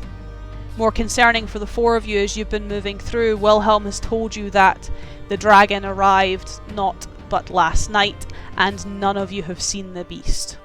You have obviously seen it when you guys were in Kinreen, this massive hulking creature that could quite easily engulf a small town, and it's nowhere in this cavern. Even with your passive perception, Eidolon, you can't see it. Well, very likely we're currently being spiraled by a massive dragon. That's promising. As he takes you into the kind of, I guess, courtyard, the open space of this cavern, and Wilhelm just stops. Kind of turns to you and Wulfric. This is when you get to say something, mate. You want to get his attention, so if he's in there, get his attention. Who, Gaerdrah, the dragon? Just out. Gaerdrah. Probably Gaerdrah. Alright, so essentially, first things first, I'm burning a key point for Visage, mainly because I want to be able to shout so that people within 300 feet will hear. However, I can also direct a message to Wulfric, which is simple. I know he's probably going to do it already, but just stay with Wilhelm. Nice and simple. The bow will have turned back into the axe. As I'll take a few steps out into the middle of the courtyard, as directing my voice so that everything within 300 feet can hear me. And is this the stage you wanted? Echoing through the caves. As the kind of bottom floor of the house building remains in silent. The top floor, however, doesn't light up, but the doors do open. You can hear them scrape against stone as, well, only one heel clicks, the other almost scrapes against the slatted wood as Ranaagash and Wulfric, and technically Eidolon for the first time. Yeah, I'm aware. Markusar, you'll have seen this form of Gaerdrah before. Yeah. The elf you saw in Kenreen, or half-elf, should I say. He's not a pure-blood. This is not him, though he has some of that kind of essence or features, where half of him still has that elven appearance, still has that kind of more normal aesthetic, apart from his eyes, which are still very piercing red, and some relatively large canines which seem to protrude from his mouth ever so slightly. His other side, his other half, is that of a wolf, or at least that's how you can connect it to some degree, a more canine maw that seems to almost rip into his jaw, that deforms it ever so slightly as it tries to meld into that of a human one. The ear kind of bent and torn as it sticks out through matted black hair. His shoulders cracked as you can see the claw almost wrap around a banister. These jutted bones, broken sinew and green veins just almost turning the whole arm into a weapon, as the armour that he was wearing so perfectly in Kenreen is broken and shattered, cracked and bent to fit around this amorphous form. As rather than standing about 7-ish foot, this thing is closer to 12 foot.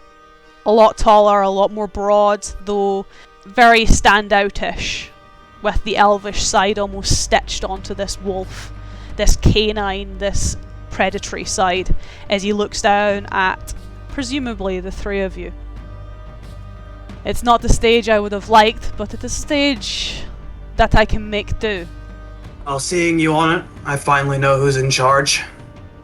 As if you had any doubt. And there you go again, misinterpreting what I say. So why are you here?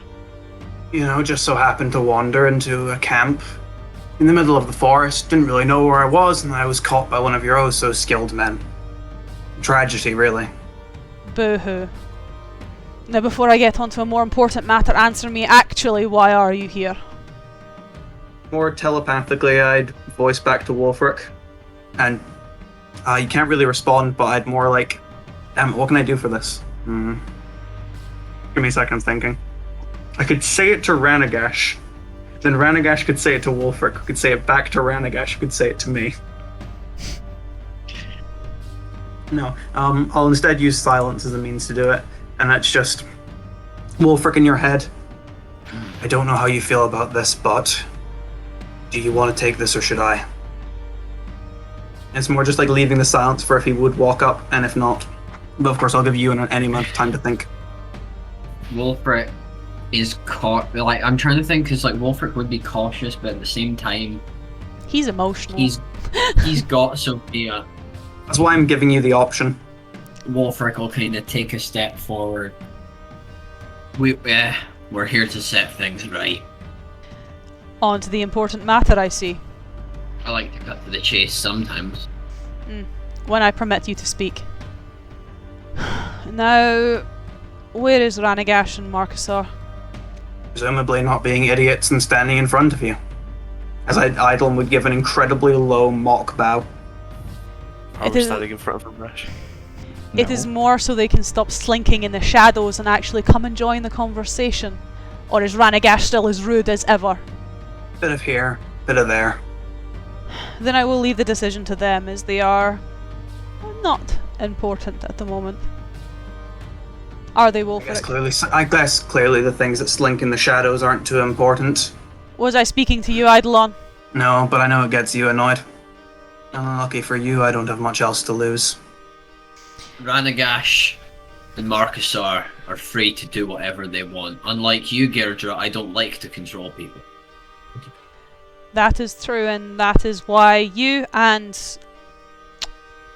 your friends are useless alive, but very, very useful when dead. So you're threatening to kill us. It's just not a threat, you understand.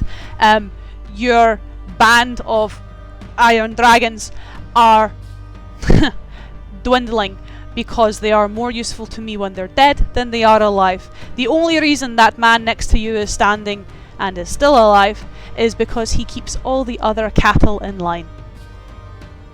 As Gaerdrah kind of releases his claws from the banister and starts walking down, almost coming across this stone walkway and coming down the kind of ledge, still addressing Wulfric. But you are not here for them. If you were, well, it's a wasted cause. Not to say that your cause isn't exactly wasted either, but it would be a more wasted cause than the one you're already on. So, here is what I'm asking, Wulfric. You are here for revenge. Yes? I feel like you grossly misunderstand. I'm here to liberate. Well, let's start small and something you can manage, okay? My beast wants you dead. I'm well aware of it.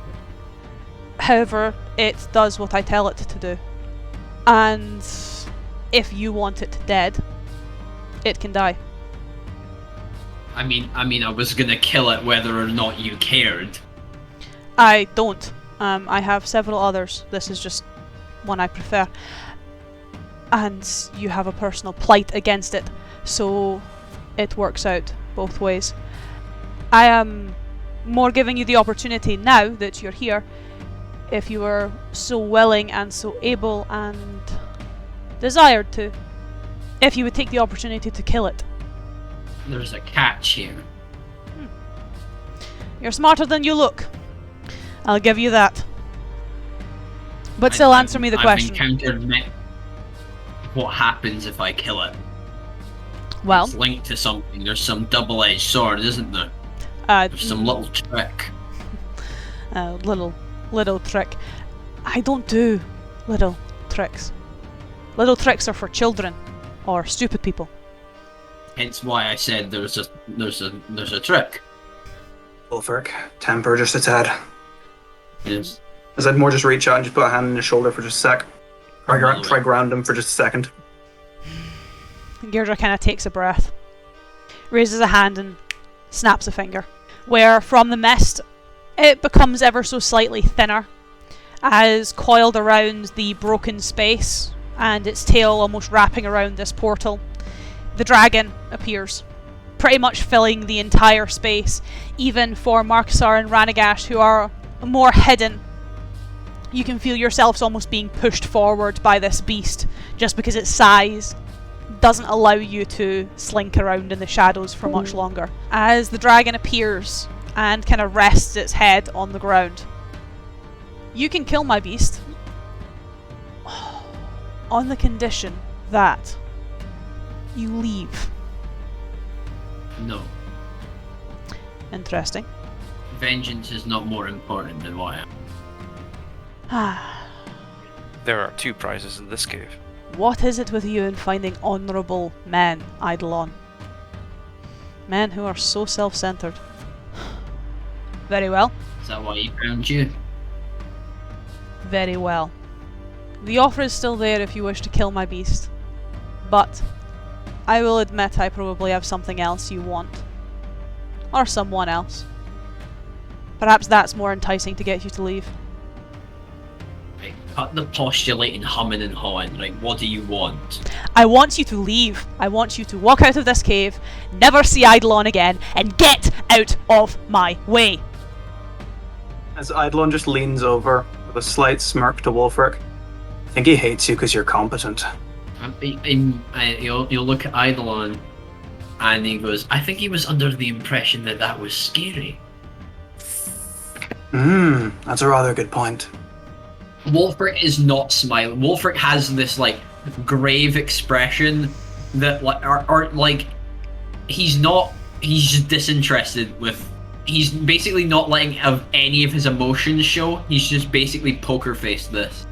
You watch as Gaerdrah takes a breath, kind of raises his more humanoid hand, flexes it ever so slightly, and you watch as several of the bones from his more predatory form, this more canine form, crack and snap and go back into the body, where they almost seem to continue to crack across his collarbone and almost break into his elven arm, where from his palm they almost erupt, breaking through sinew and flesh and muscle, and for Markusar, craft themselves into a very familiar mace. That this would seems be familiar to me also, I presume. Well, yeah, though it looks a little bit more fleshy since the first time you saw it, Craig. Yeah, no, I can imagine. As he kind of takes a breath, almost turns aside to you, towards the building, and mutters under his breath, though keeps it loud enough. Seems a different approach is necessary. Can I interrupt? Yep. Yes, I would agree. How about a different offer then? You can stay silent for now, Eidolon. This isn't your business. You said the stage was good enough, hand her over and I'll go with you. You can do whatever the hell it is you want. You can almost see his neck cracking. Almost two halves are almost fighting against one another. You always wanted to be the biggest in the room and this is your chance to do it. Alright. Can't be serious. He kind of grins. You can come back with me to Ilvania. And I will give Wulfric the girl. Obvious stipulation. Alive and unharmed. Alive I can do. Unharmed you can do. Then I guess this isn't my stage. Wait a second, I'm thinking. I don't often have to think on the fly, but I'm thinking here. I just need to say something that strokes his ego enough to stop him. Ewan, are you wanting to do anything, or...?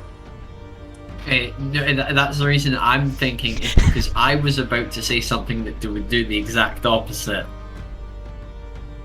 Go right ahead. Because Eidolon would stop for a second. You can see him thinking, and if you want to say something, go for it.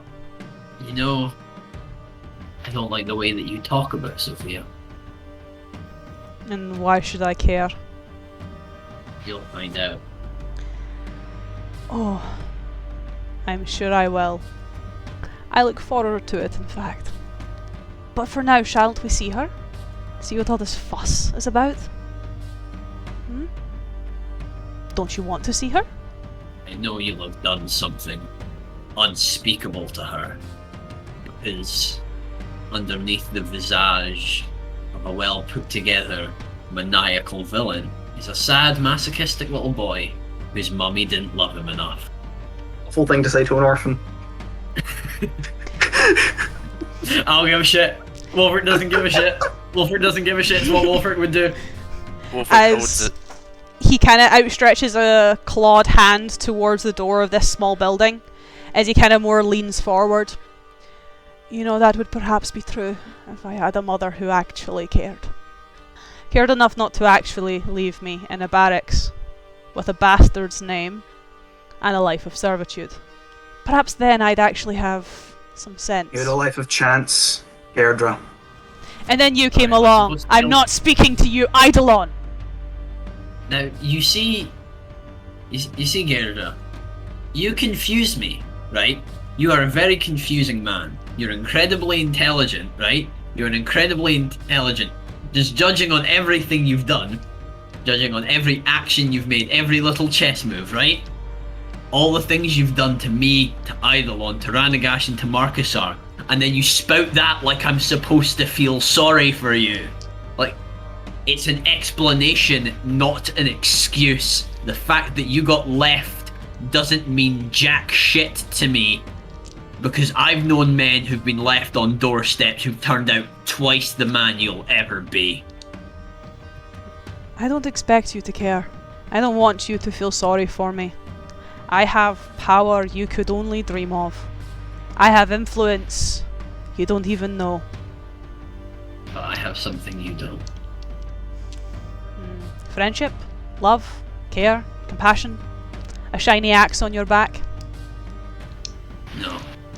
I do have all of those things, that is correct. And all of those things may not trump your influence. I have hope. Let's see how long for, shall we? As he kind of closes the clawed hand and the doors open, as, well, a very panicked Sofia is led out. A relatively broad-shouldered gentleman seems to be almost keeping her upright to a degree. A man that, whilst deformed, you recognise and Wilhelm turns away from. As leading Sofia out is a very dead Otto. His weapon still strapped to his back, though part of his collarbone and his shoulder, and his face still intact but the bottom of his jaw completely gone. As kicking and screaming is Sofia. Wulfric will walk over to Sofia. I don't know if it's going to go like that, Jon. As you start to walk over to her, Eidolon, you will see this with your passive perception, as will you, Markusar, with your own passive perception. Gaerdrah's grip around the mace tightens, actually taking it into his grip properly. And as you take a few steps, Wulfric, he takes a swing and breaks her knees, ripping the flesh from her left thigh as he does so. Did I say you could move? No, I did not. Now let's call that payment for your quick tongue, your insults, and moving without permission. You do so again, and it will happen again. And again, and again, and again, until she can die in your arms. Or, she might not be as lucky. And then I'll let you kill her. I don't care about your hope. I don't care about your friendship. I don't care about your strength, your shiny axe, or anything else. I care about you getting, well, nothing, and leaving, and never coming back.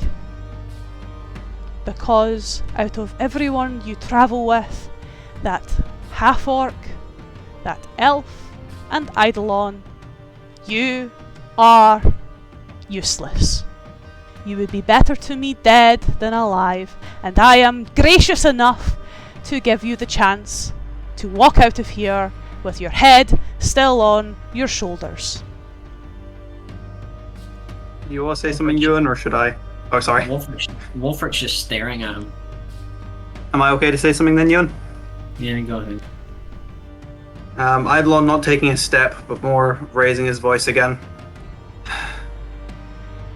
Hand her back to him so that he can leave. And if you do, I won't just come. I'll go over there on my knees. Prove it.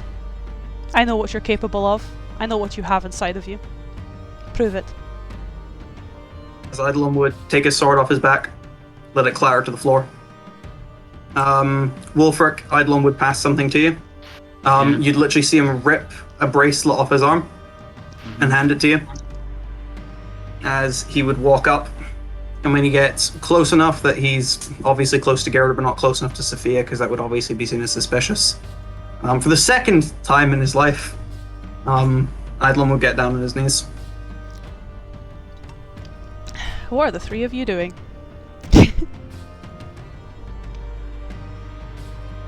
Paul desperately wants to do something. Before they say anything, can I just say one more thing? No, please, just hand her back to him. I'll leave it for Markusar, Wulfric, and Ranaagash, unless you want to say anything to that. Dude, this guy's gonna straight up murk you if you go into your knees in front of him. Can't let that have happen. any other option, Paul. I mean, I could just request Matthew portent him since he's got a low roll to make him miss an attack roll. So you can get Actually, Matthew, what's your lowest portent roll for today? 2. Yeah.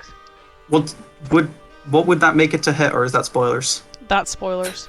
That's not actually a bad idea, though. If you want an idea, Matthew, there's one. Mm-hmm. I could also cast a spell once she's been handed over. I have a feeling it's going to happen roughly at the same time. Would Ranaagash or Markusar do anything? You two have been in the shadows this whole time. Good Can I position to be in. sneak attack? Can I multi-class and rogue, please? No. You don't need to multi-class into rogue to sneak attack. No. Any attack from hidden is a advantage hide attack, You just don't get the extra d6 damage. Yeah, that's what. or 10d6 if you're a 20th level rogue. And D6. Oh, I'll play a rogue. A 19th and 20th level rogue does 10d6 additional damage whenever they attack from hidden. Then some other rogues get to do like 13d6 if they have the right abilities. Hold on. The rogue I'm currently playing at max level will be able to do 15d6 on a sneak attack, and I'm very excited to be able to do that. This is a completely out of context question. Is Gaerdrah vulnerable to radiant damage? No. The blight isn't vulnerable to radiant. The only thing that can properly get rid of it is fire or destroying the crystal. Originally it was nothing, but then M requested I actually give ways to kill the blight, so I rewrote it slightly to be killable. Wulfric will just wait, and he'll stand there, seething.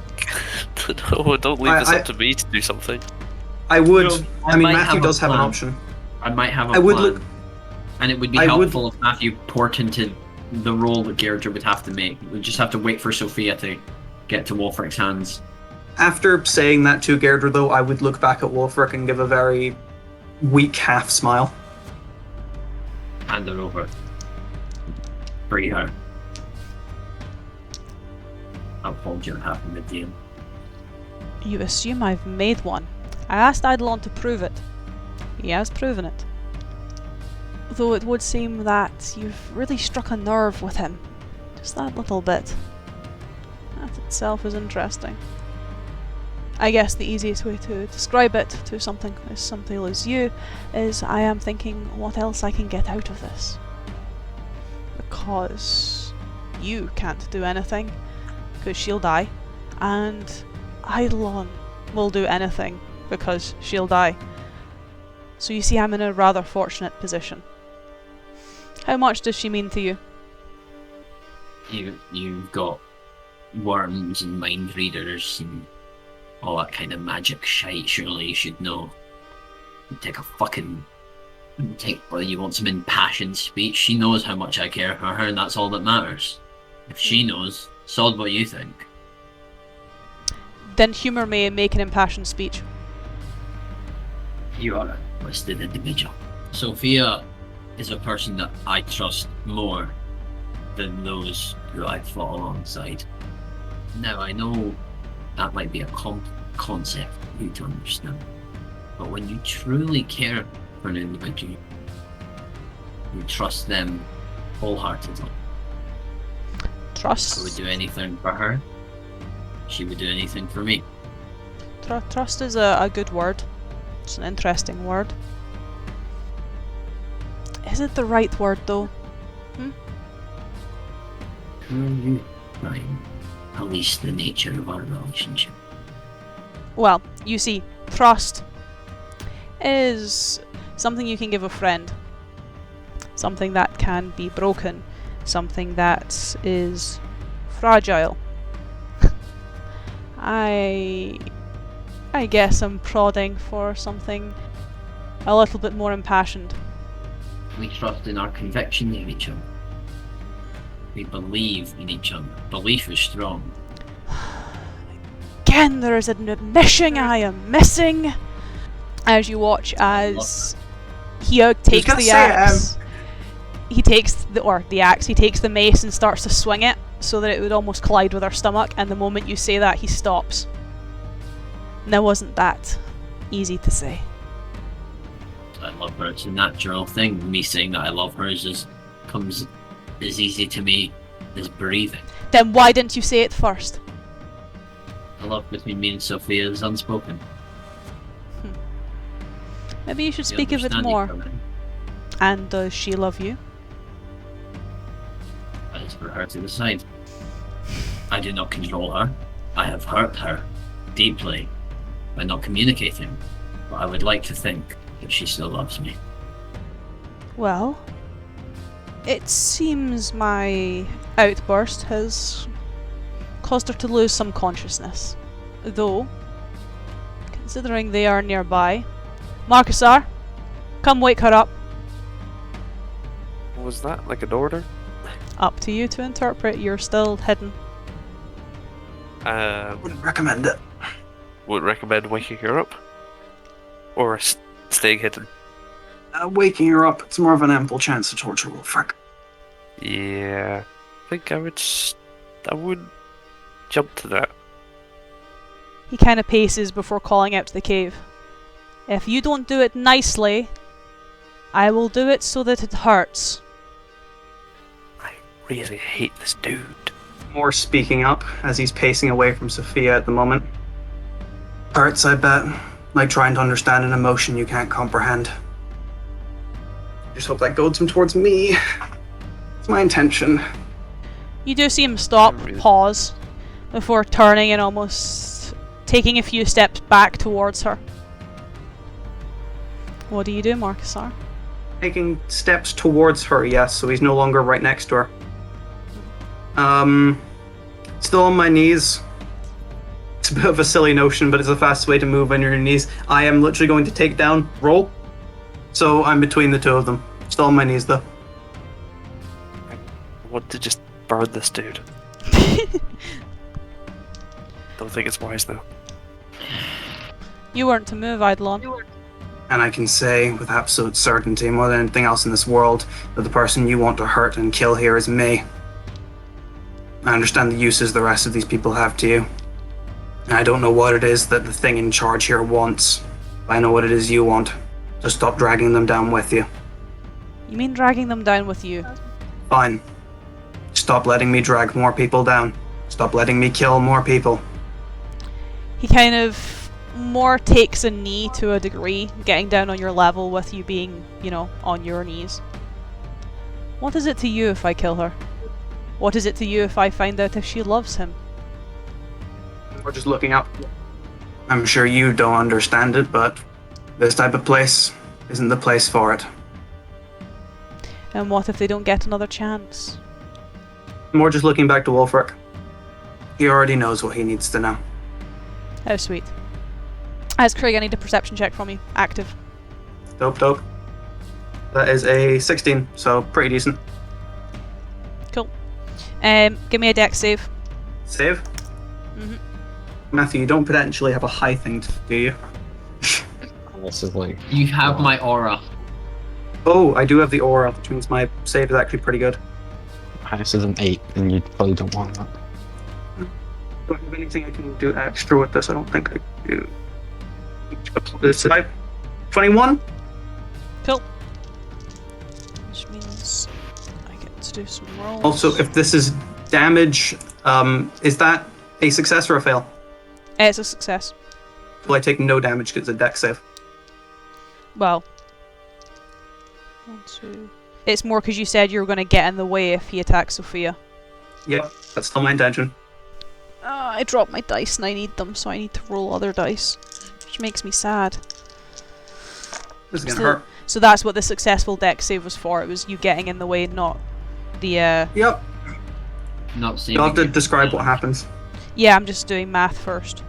The worst part of D&D, the math. I know I hate the math. Without a doubt. I'm going to write that down so I don't forget. Is any of this poison damage? Yes. I take none of that. Cool.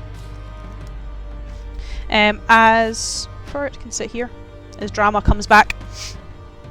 As Eidolon, you're able to see as Gaerdrah obviously is kind of taking a knee in front of you, as he kind of finishes asking you why you care so much about Sofia. You watch as the almost veins along his more vulpine canine side start to almost seep into the floor, seep into the stone, and start to travel beneath you like shade and shadow towards the, well, undead Iron Dragon and Sofia, obviously unconscious in his arms from pain, as it's not too dissimilar to when your tendrils erupt.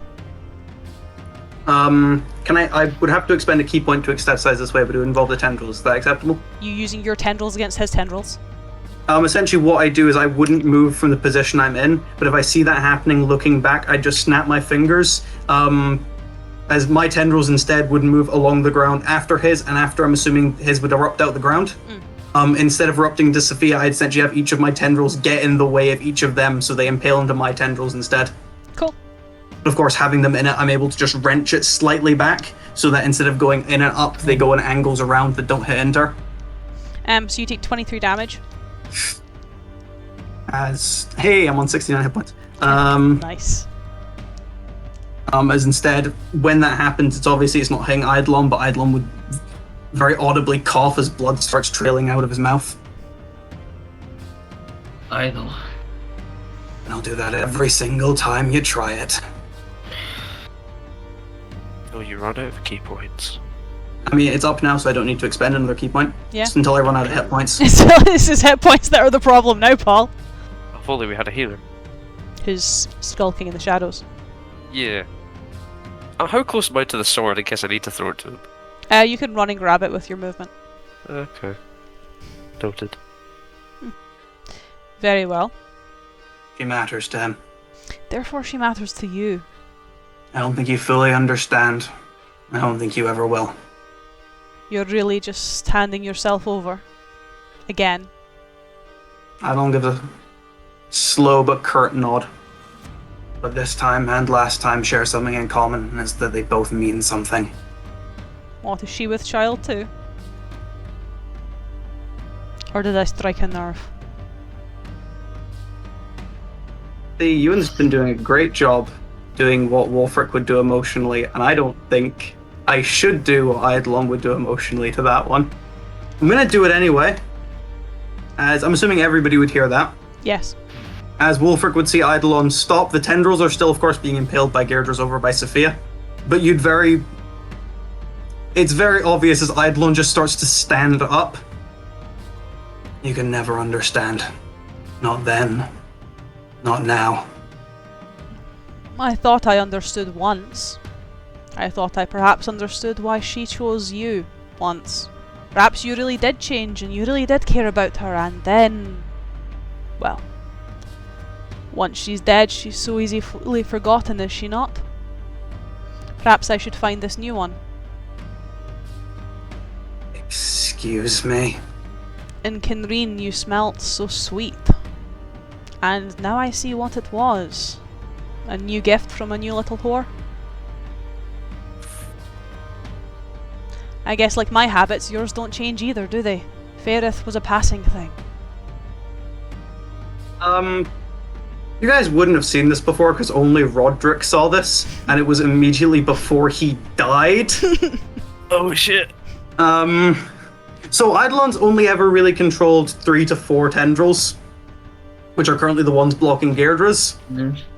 However, immediately after Gaerdrah finishes this, there's almost a cracking noise that seems to fill the entire room, as it almost seems to be just erupting out of Eidolon's back, but it's preceded by quite a few audible clicks of belts alongside the cracking of bones, as almost spiraling down his back is almost a tornado of tendrils that burst out and almost start to create a mass behind him, which Markusar, you saw back in Hillview. You saw back in Hillview. Yeah.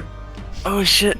That almost seems to, as it's this almost flurry of tendrils behind him, they literally wrap around his arm, even the one that has the tendrils impaling over Gaerdrah's, and yeah, I'm just gonna fucking punch him.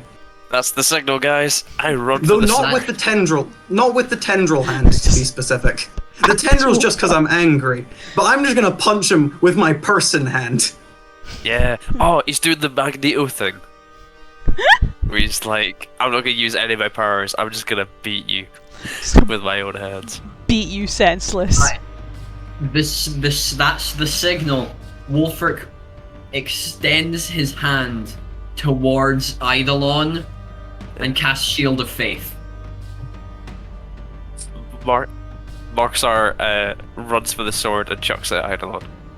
So as Eidolon would like wind up his fist, I presume, he would see like a golden plated gauntlet translucent cover his arm. Yo. Could I make an attack?